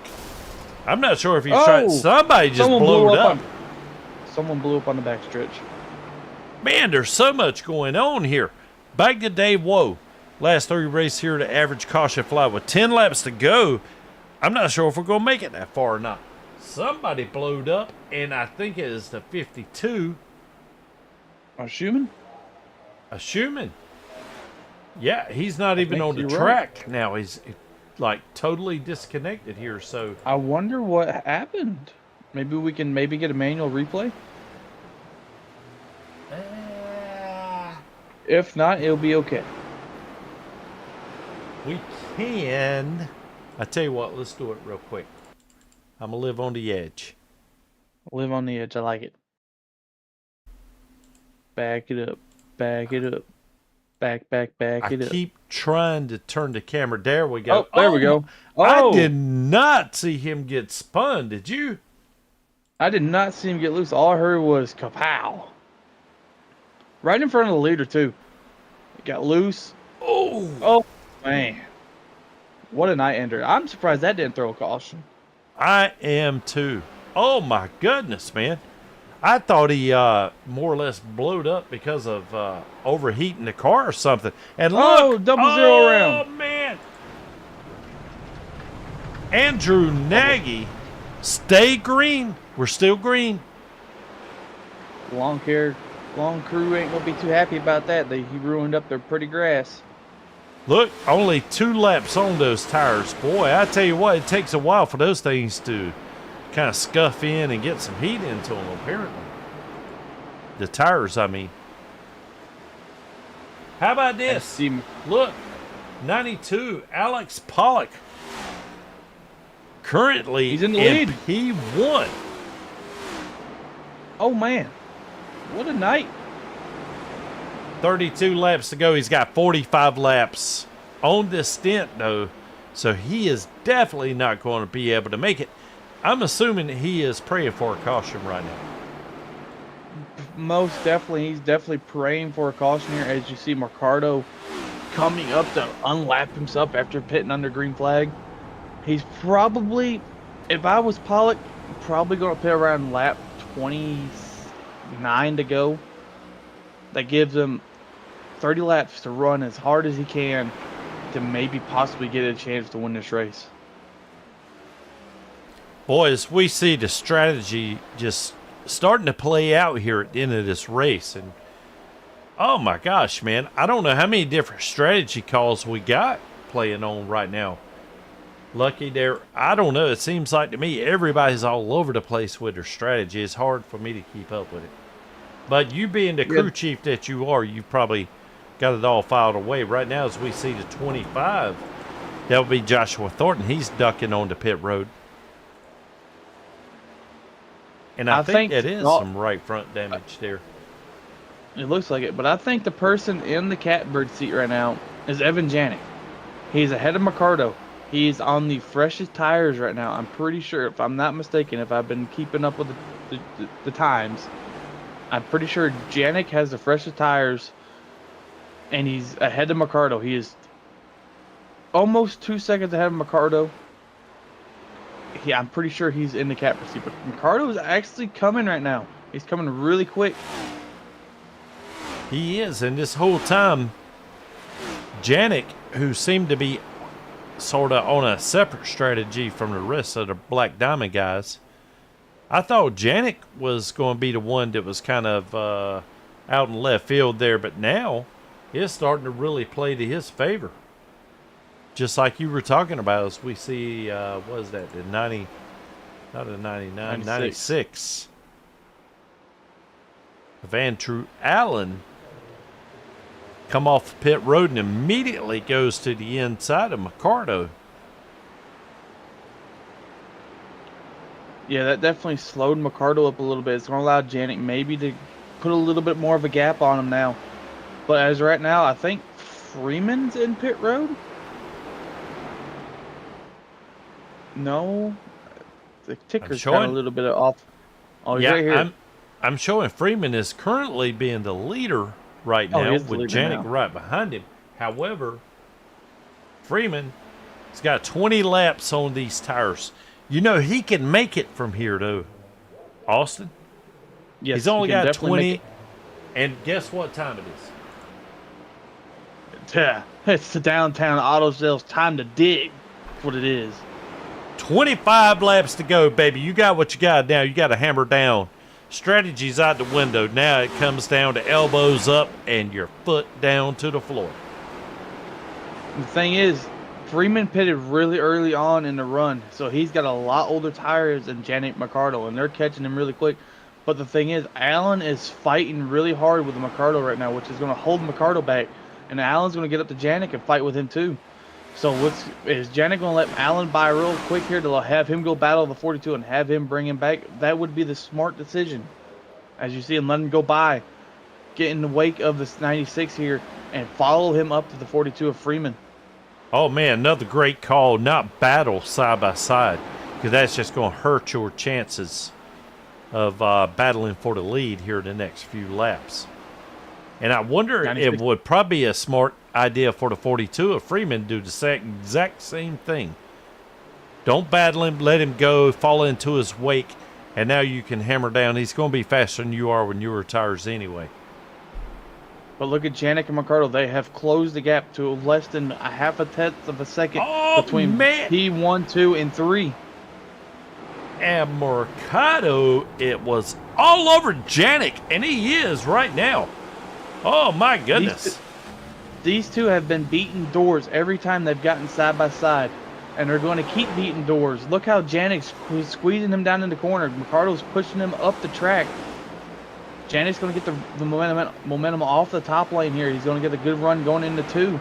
Freeman is going to be on the bottom lane here. He's going to kind of pick off the 6. Mercado comes up off the top, pushing Janik to the wall. Going into turn 1, side by side still. Freeman's low, but you got the 2 of Craig slowing him up. They follow single file to get past the left car. Janik's looking low. Mercado goes for the block. Janik's going to give him the bumper going into the corner. Pushes him up out of the groove. He's looking inside. He's to his left rear quarter panel. He's going in. He's going to send it in here to turn 1. Freeman's going to go low. Mercado's going to get the run on the outside. He's quite not going to get there. Allen's slow on the backstretch. Side by side going to 1. Door banging into turn 3 and 4. Janik's looking to the inside. Freeman in the wall. Janik looking to the inside. Mercado in the lead. Got a couple lap cars. Preston in front of the leaders here. Mercado looking in the inside. He's going to have to make quick work of the leaders here, or the lap cars here. Freeman holding up Janik. Janik has got to get by the 42 of Freeman here, or Mercado is just going to set sail here. Freeman up high, blocking him.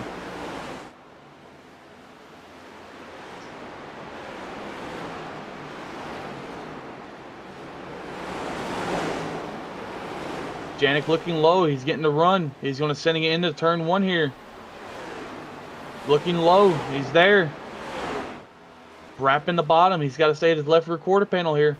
He's coming off the corner. They're even down the backstretch. 42 is going to get the run. He's got to send it in here. Got to hold it down there. Still side by side. 42 drifts up. Janik's has got the better tires. He's going to have more of a grip. Still side by side. The more and more these two fight, the more and more Mercado's going to pull away. Janik runs him up the track. Puts him in the marbles. Janik is cleared. Now Janik's got to buckle down and go catch the 6 of Mercado.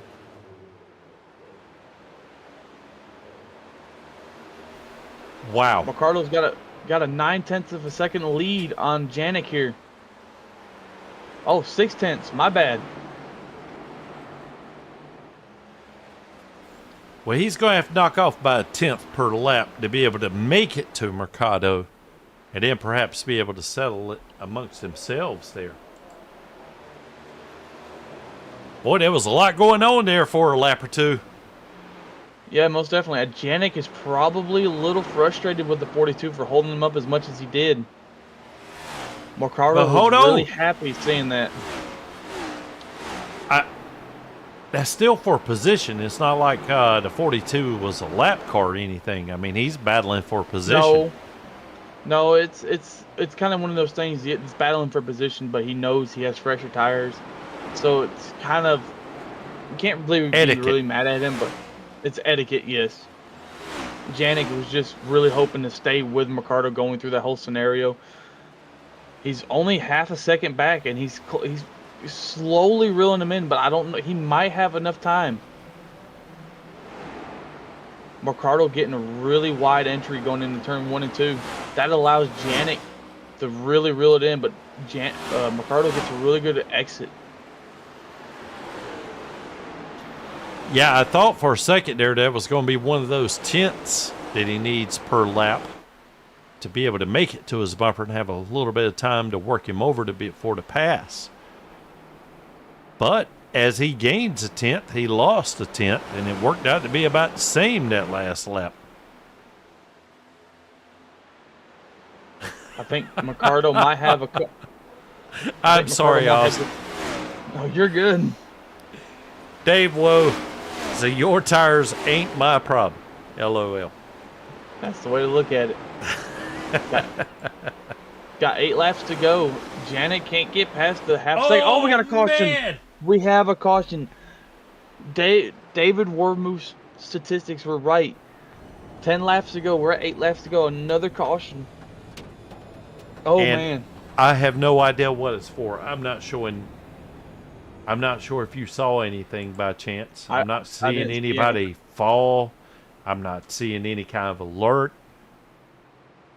I wonder if it has to do something with a lap car, maybe. Possibly But Mercado could. was not wanting to see that. The thing is, though, do you come in and Oh, pit? look! Janet's going to come in and take tires. Does he take right sides? Who else stays out? Myers is staying out. Yeah, I was fixing to say, who else is staying out? Myers stayed out. I think Pollock maybe stayed out. Myers, Yes. Pollock stayed out.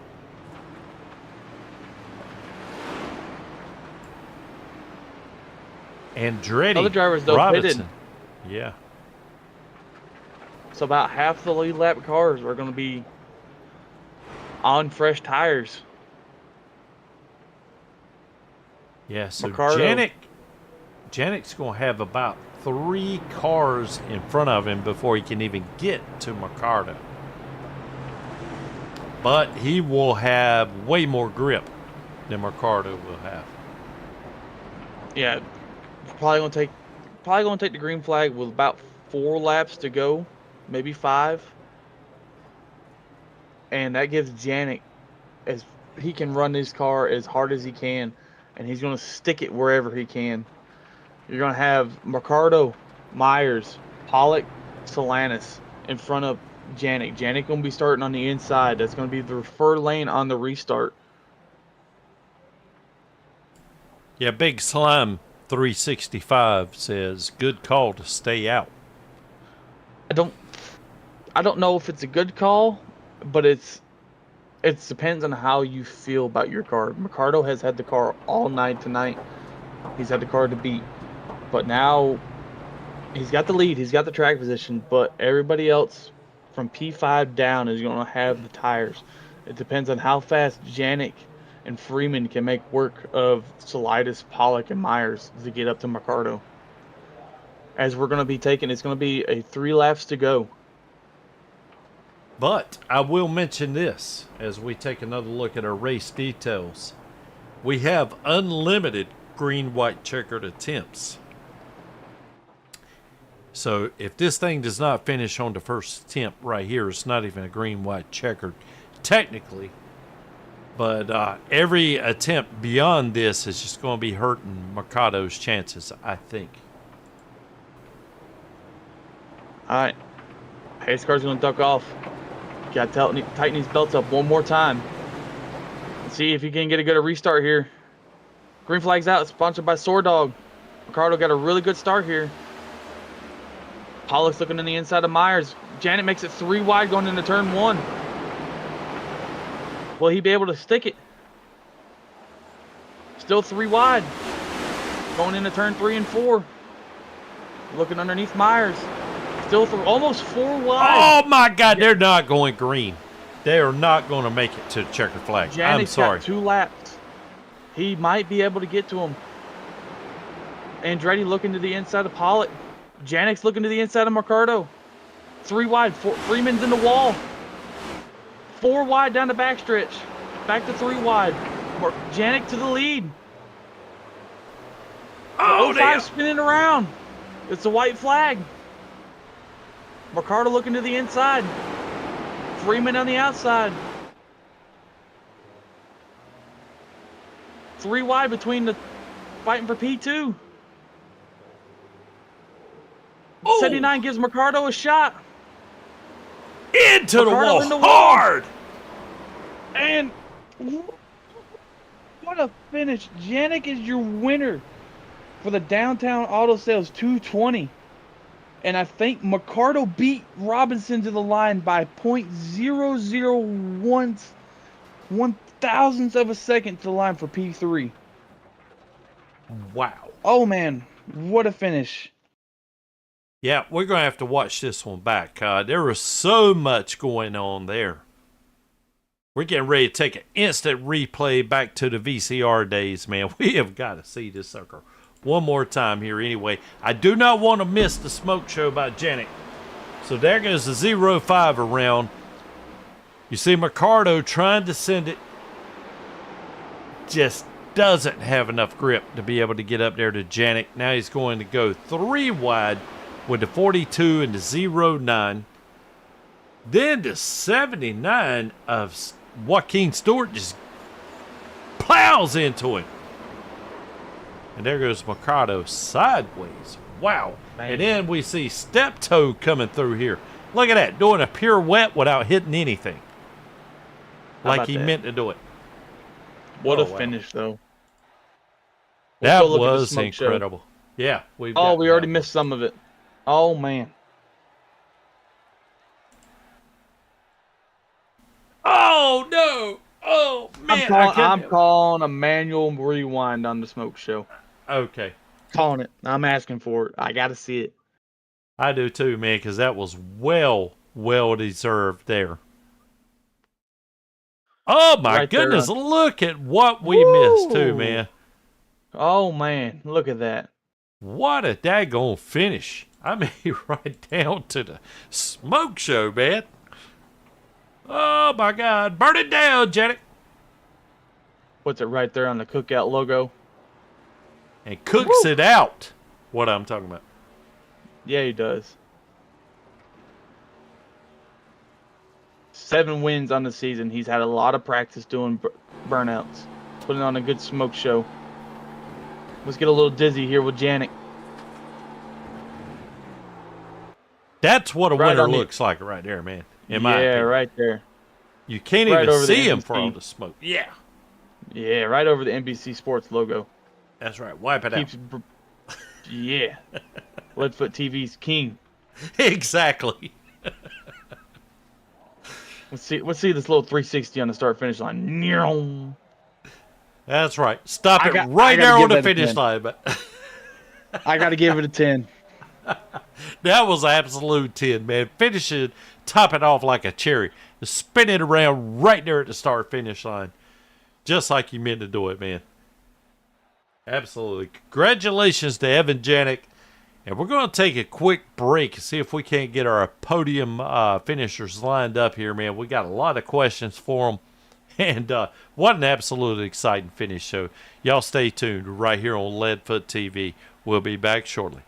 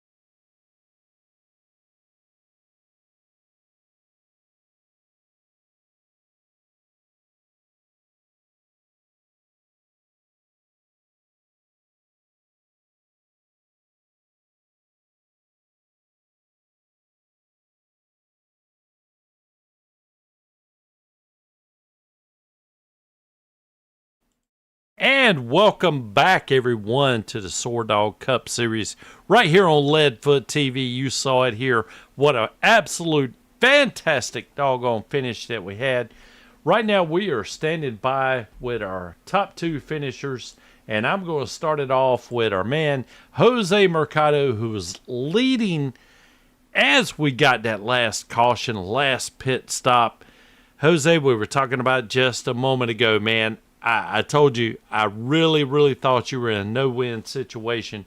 No matter what you did right there, if I were in Janik's position, I would do the exact opposite, which that's the way it worked out. But we'll have to ask him if that would have been, if he was going to pit no matter what. But anyway, man, just kind of, if you don't mind, just kind of sum up these last few laps that we had, like 3 laps here at the very end, man. That was some exciting racing going on right there. Yeah, after that caution came out, I knew I was a sitting duck, all the tires. So I knew the guys on fresh tires were coming. I don't know which way they were coming.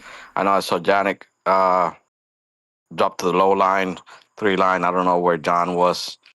He had fresh tires as well. So I was just trying to get the best finish I could, salvage whatever I could salvage. And luckily, I don't know how I ended up finishing third backwards through the finish line. So, Well, it was a dramatic third. There is no doubt about that, man. But I got to ask you this: as you're approaching pit lane, coming right away, you know what's going to result as being like 3 laps to go. So, I mean, what is your decision there? What's going through your mind? You know, if you pit, there's probably going to be more guys staying out. But if you stay out, you're just hoping. I'm assuming you get enough guys staying out with you to kind of put enough cars between you and Janik to hopefully for you to prevail. well, to be honest with you, I had no decision to make. I had no tires, so there was no point of me going down pit road. I had enough fuel.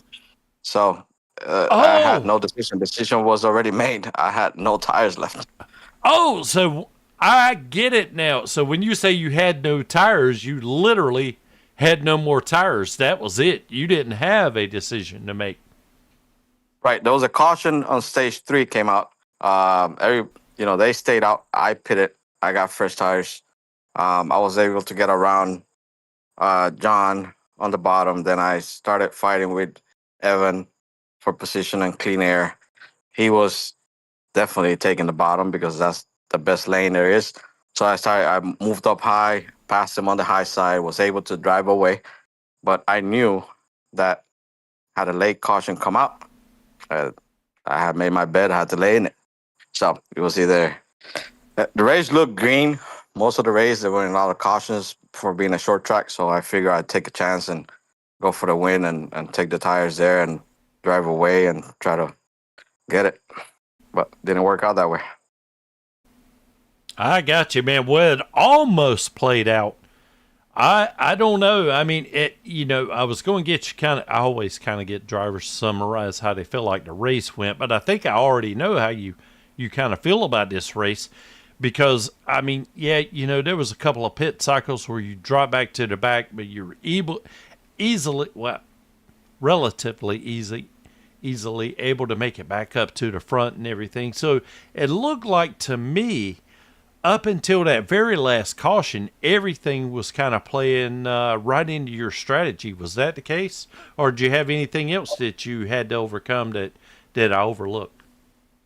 Well, it was working my way. There was one of the restarts, I don't know, the 42 centering hot into, I don't know if it was 1 or 3. He got me on my left quarter, so I saved it, dropped back to like 7th.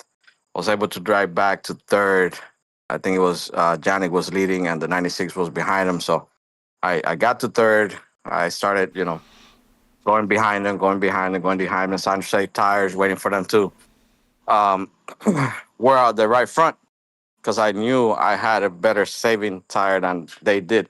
I saw it on the first run. So I went ahead. The 96 started losing his right front. So he was losing Janik. So what I did is I pitted to overcome the 96, get clean air.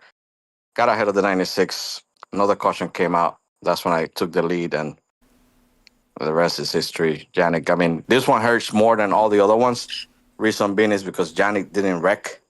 And if I won, I have beat him in speed. So I would be a lot prouder of that win than all the other ones I had because he had wrecked. Yeah.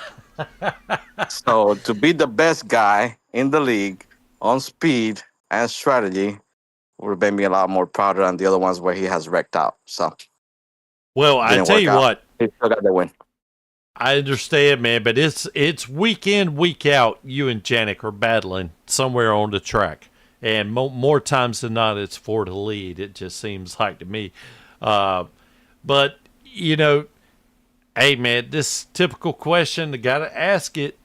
If you had to do anything back over again, would you change anything? Would you not kind of go for tires a little bit earlier and, using that last set? Would you try to save them? Do you think that would have helped you get a checkered there at the end?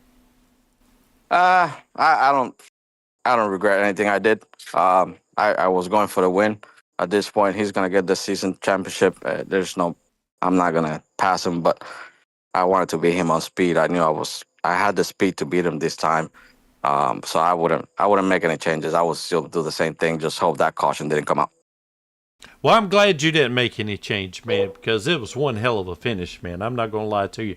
I do feel for you coming back up in third, but anytime you're able to grab a third place finish while crossing the start finish line backwards, you know, something went your way tonight, man. Yeah, take the points. I believe I led the most laps, got the pole, had the fastest lap as well. But shout out to the 79 for wrecking me on the cooldown lap. Oh, yeah. Well, you know, yeah. What you going to do? You know what I'm saying? Sometimes I'm not sure what you can never tell what kind of friends or foes that you've made during the night, especially on a short track, man. That kind of goes with the territory. But anyway, Jose, a fantastic performance. I think I would nominate this finish here tonight as the best all season, man. Y'all have had some great ones, but anyway, man, go ahead and thank anybody that you would like. Mike Shores helped you get here tonight. Yeah, I would like to thank everybody at Black Diamond for putting the league together. SoarDogg League, GTR Motorsports, Barry Performance. Everybody that helps out you guys up in the booth. Miss Chris up in the booth with all his jokes. Hopefully everything is well. We'll move on to next week on to New Hampshire. Absolutely, man. We got Chris on another assignment. We sent him off to do a real-life documentary about racing, so we'll see what kind of footage that he comes back with. But congratulations once again, Jose, coming home in third position. I'm going to toss it over. Yeah, absolutely, Appreciate man. it, and congrats to Janik on the win. There you go. All righty. Speaking of Janik, here we go. I'm going to toss it over to my buddy at the other end of the virtual couch, Austin Lucky Cansdale, who is standing by with tonight's winner. Austin, you got a copy. I got you. You got you, Tracy. Thank you so much. I want to give a props to Jose for keeping his chin up and being a great sport about the finish tonight. Congrats. Keep your head up, man. Great job. But I'm staying with our winner here, Evan Janik. He started P23 in tonight's race, and he drove all the way to the front and won the race. He kept it clean through the first couple stages, and he finally got to the lead, and he kept it up front. Janik, what a race. Just walk us through tonight. Yeah, it was weird how it all lined up with the amount of fuel we had and the tire sets. So it was really strategy heavy race, which was a different challenge. But just minding my own business, let everybody move out of my way and overdrive the corner, just went under them and just a steady march to the front all night. Yeah, you definitely.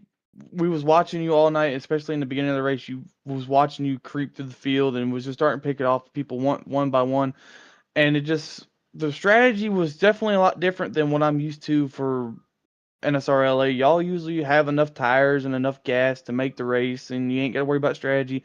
So definitely, it threw a big old monkey wrench into the night. It was just run us through the strategy you had there going into the final stage. It was pretty much just take tires on both stages, pit for fuel in both of them if you needed to, and then I was trying to make it on one stop with all the cautions I assumed that we would get, and we did, just to save the set of tires at the end, and it ended up working out. Yeah, talk us. We saw you made it on that natural green-white checkered, as we like to call it up in the booth. You've made it 3 wide on the restart. You got to Mercado, and you got to him. It just run us through the nerves that you had making it 3 wide on your teammate. Yeah, that was probably the most nerve-wracking thing. I knew that I had 2 Black Diamond guys in front of us.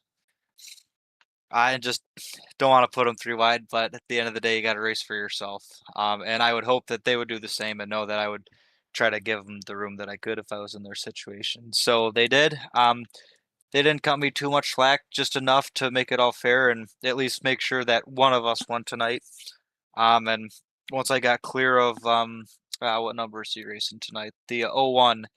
I figured I had enough tire, and as soon as I went in the corner, it had the most grip I had all night on 2 tires. So I really wasn't worried, and Jose had a moment out of turn 4, and I had a huge run, was able to just get under him for turn 1. Yeah, we noticed that every time you got with side Jose, I don't know if I think it was just friendly banter between you two, but every time y'all was side by side, y'all was trading paint, leaving donut marks on each other's car. Was that just some good hard racing? Yeah, I didn't have a problem with it. It's just what happens when you're racing everybody every week, and we end up racing each other for the lead every week. So nothing to worry about, nothing to overthink. It's just good hard racing, and I mean, we both came out of it unscathed, at least from racing each other. Well, it put on a really great show tonight. I love watching every second of it. Going into Homestead, you think you can keep this momentum going forward, going into the chase? Because I'm pretty sure, if I'm not mistaken, don't quote me on it, but I'm pretty sure you got the regular season championship locked up.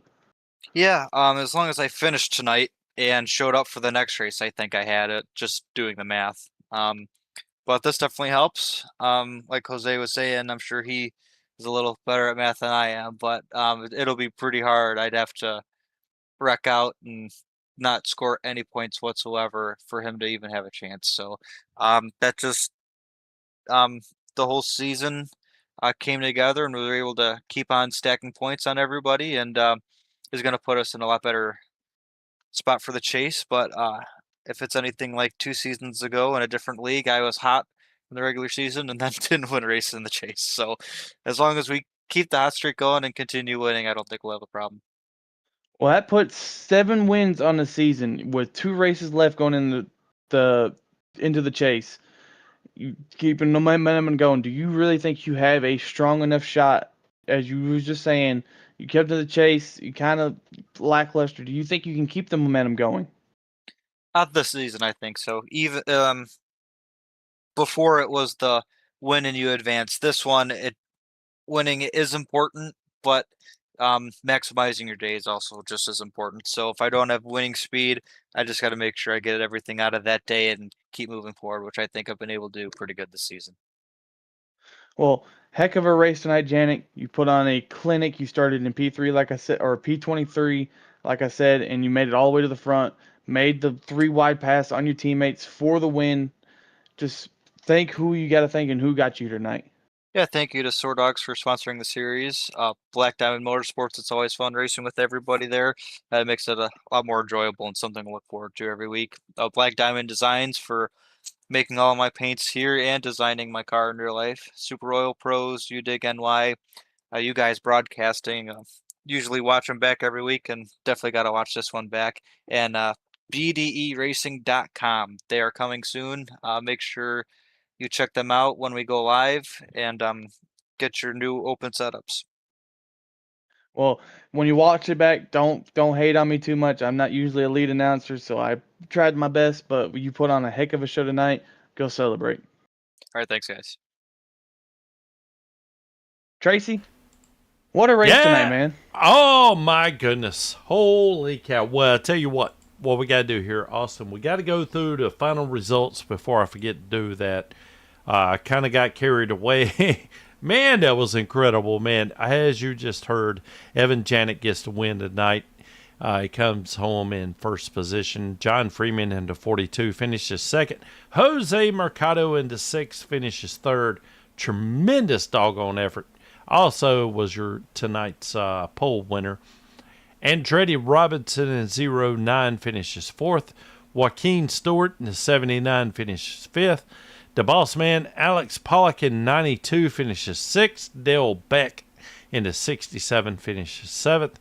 Richard Myers, a new addition to the BDE team, Black Diamond Enterprises, at least new to us anyway, into 01 finishes in eighth. Jerry Salatis into 63 finishes in ninth position. Jason Steptoe in the 87 finishes 10th. In P11, you got the 96 of Andrew Allen. In P12, you got the 05 of Shockey Tarpley. In P13, you had the 85 of Justin Henry. In P14, you got the 2 of Scott Craig. In P15, what a rebound by Ryan Bittler. And 16th, you get the 88 of Terrence Preston. And 17th, you get the 25 of Joshua Thornton. And 18th, you get the 35 of Gino Villatini. In 19th, you get the 00 of Andrew Nagy. In 20th, you get the 52 of Brandon Schumann. In P21, you had the 93 of Isaac Wilson. Had a tough night. He finished 48 laps down. And 22nd, you got the 24 of Matthew Montgomery. And P23, you get the 33 of Dustin Lewis. Got really heavy right front damage early on in the race. Couldn't get it fixed. He had a DNF. What a night. Strong way to... Not strong way. Dang it, man. Oh, man. What a night. I'm tired. Oh, look. Just beat around the bush long enough, and we'll get the point. Rough finish for the 33 of Dustin Lewis. 24, you got in 24, you got 99 of Charles Robinson. And 25th, you got the 3 of CD Mangrum. Start and part. Yeah, I'm surprised with CD, man. We've seen him a lot this season. I'm not sure exactly what happened there. Maybe he was just looking to get, wasn't able to race and just wanted to get some last place finishes. But man, there are some strong doggone drivers here in the back of this field here tonight that had some unfortunate luck and, kind of end up taking a hit, not only in this race, but in the points as well. So we are at the point in the broadcast tonight here, Lucky. I know what my nominee for the Heck Yeah Move of the Race is going to be, but I'm interested to hear what yours is. Sponsored by SoarDogg. And I think that's SoarDogg Apparel. So anyway, go ahead. I think it's a no-brainer. I think it's the 3-wide move on the restart by Janik to win the race. To get him into P2 to fight Ricardo. We may have an argument here. I think it was the call for Janik to come down pit road on that last pit stop. The reason is Jose was right dead in front of him. Janik did not know how many other cars were going to stay out. So diving down was still a gamble, although it did work out for him. I think there were only 3 cars that stayed out in between him and Ricardo. But that would be my nominee. If Chris were here, I'm sure he would be the deciding factor there and be able to give it to us. So since Chris isn't here, it's just me and you. We'll give them both the Heck Yeah Move of the Race. They'll both get the award. How about that? Does that sit well with you? I agree with that. That sits well with me. Okay. All right. Fabulous. Either way, I think it works out where Janik gets 2 awards tonight for the Hell Yeah Move of the Race, I think. It does. It does. Okay, man. I tell you what. And, speaking of Janik, he's already booked out. His media guy dragged him out here. Anyway, just want to let him know there was a little bit of a surprise, a little bit of media that he had sent to me that I was going to share. And honestly, I just screwed up and forgot to add it in tonight. So I do apologize for that. It's pretty spectacular. So I will definitely make sure that it's included in next week's racing at New Hampshire is where we're headed next. So anyway, Lucky, before we get out, I want to double check or just kind of bring up the schedule here. Yes, it is indeed New Hampshire. I thought that's what my memory's telling me, but I got a terrible memory, so I wasn't 100% sure. Next week, we will be at New Hampshire, and I always loved that track, too. I don't know how you feel about that particular track. To me, it is always driven like a giant Martinsville, and I'm a big Martinsville fan. How you feel about it? I love Martinsville, okay, but New Hampshire, I'm not a big flat track kind of person, especially like that. It's just for my driving style, I don't like it. But to watch it, New Hampshire's always put on some really good races. So hopefully that can translate into next week. I certainly hope so, man. Yeah, it just happens to be Richmond, New Hampshire. I'm a big fan of Darlington too, Martinsville. Those are Tracy Brown's personal favorites for anybody keeping score. So anyhow, the other thing that I would like to do is quickly just kind of go through our sponsors here. We'll Black Diamond Designs. Black Diamond Enterprises, you heard it here first. Evan Janet said we got some setups coming. Downtown Auto Sales, NSRLA, SoarDogg Cup Series. Man, just can't thank you guys enough for having us on board here. And I will tell you something else here too, Austin. I know that you have the nickname Lucky, but I feel lucky tonight. I think my nickname should be Tracy Lucky Brown tonight to be able to work with Austin Cansdale, man. Absolutely, and such a great race, man. It worked out really great. I think this is the first race me and you've worked a complete race that me and you have worked together. Just want to let you know that I really appreciate it. Think you did an awesome job, man, and hope you enjoyed it as well. Well, I appreciate you for bringing me on, and it was definitely fun to definitely call this race. It was definitely different. I've never been the lead commentator, as you would say, but it was definitely different, and I'm glad I got to call it tonight with you, and especially them to put on such a great show. Absolutely. Well, you can never say that again, man. You know? So this is one of those unique moments in time to where this was your first, and well, there's several other things I can say. I'm not going to do it, but anyway, yeah. So from this point on, you can never say you've never been a lead broadcaster. So you got that in your belt now, or under your belt. Hey, I could also say one thing as well. I didn't say one swear word tonight. I didn't say one swear word. Congratulations. Yeah. I had one slip, I think. Anyway, it's kind of like Find Waldo. So y'all can dig through the broadcast and find out where that was. I do apologize for that, but it was only a minor one. But look, even Dave Woe, man, you got a fan in there. Great broadcast. I think you did a fabulous job, dude. Heck yeah. Appreciate you joining in, everybody in the YouTube chat. Especially old Dave Woe. He follows us around wherever we go. Always fun chatting it up, buddy. And one of these days, we're going to drag up a cooler and kind of have instead of a fireside chat, we'll have us a cooler side chat. We'll all gather around that bad boy and enjoy some great stories. But for Austin Lucky Cansdale, I'm Tracy Lucky Brown saying thanks for watching. Take care, everybody. We'll see you next week at New Hampshire. Thank you for watching Leadfoot TV. Take care and stay golden. Exactly.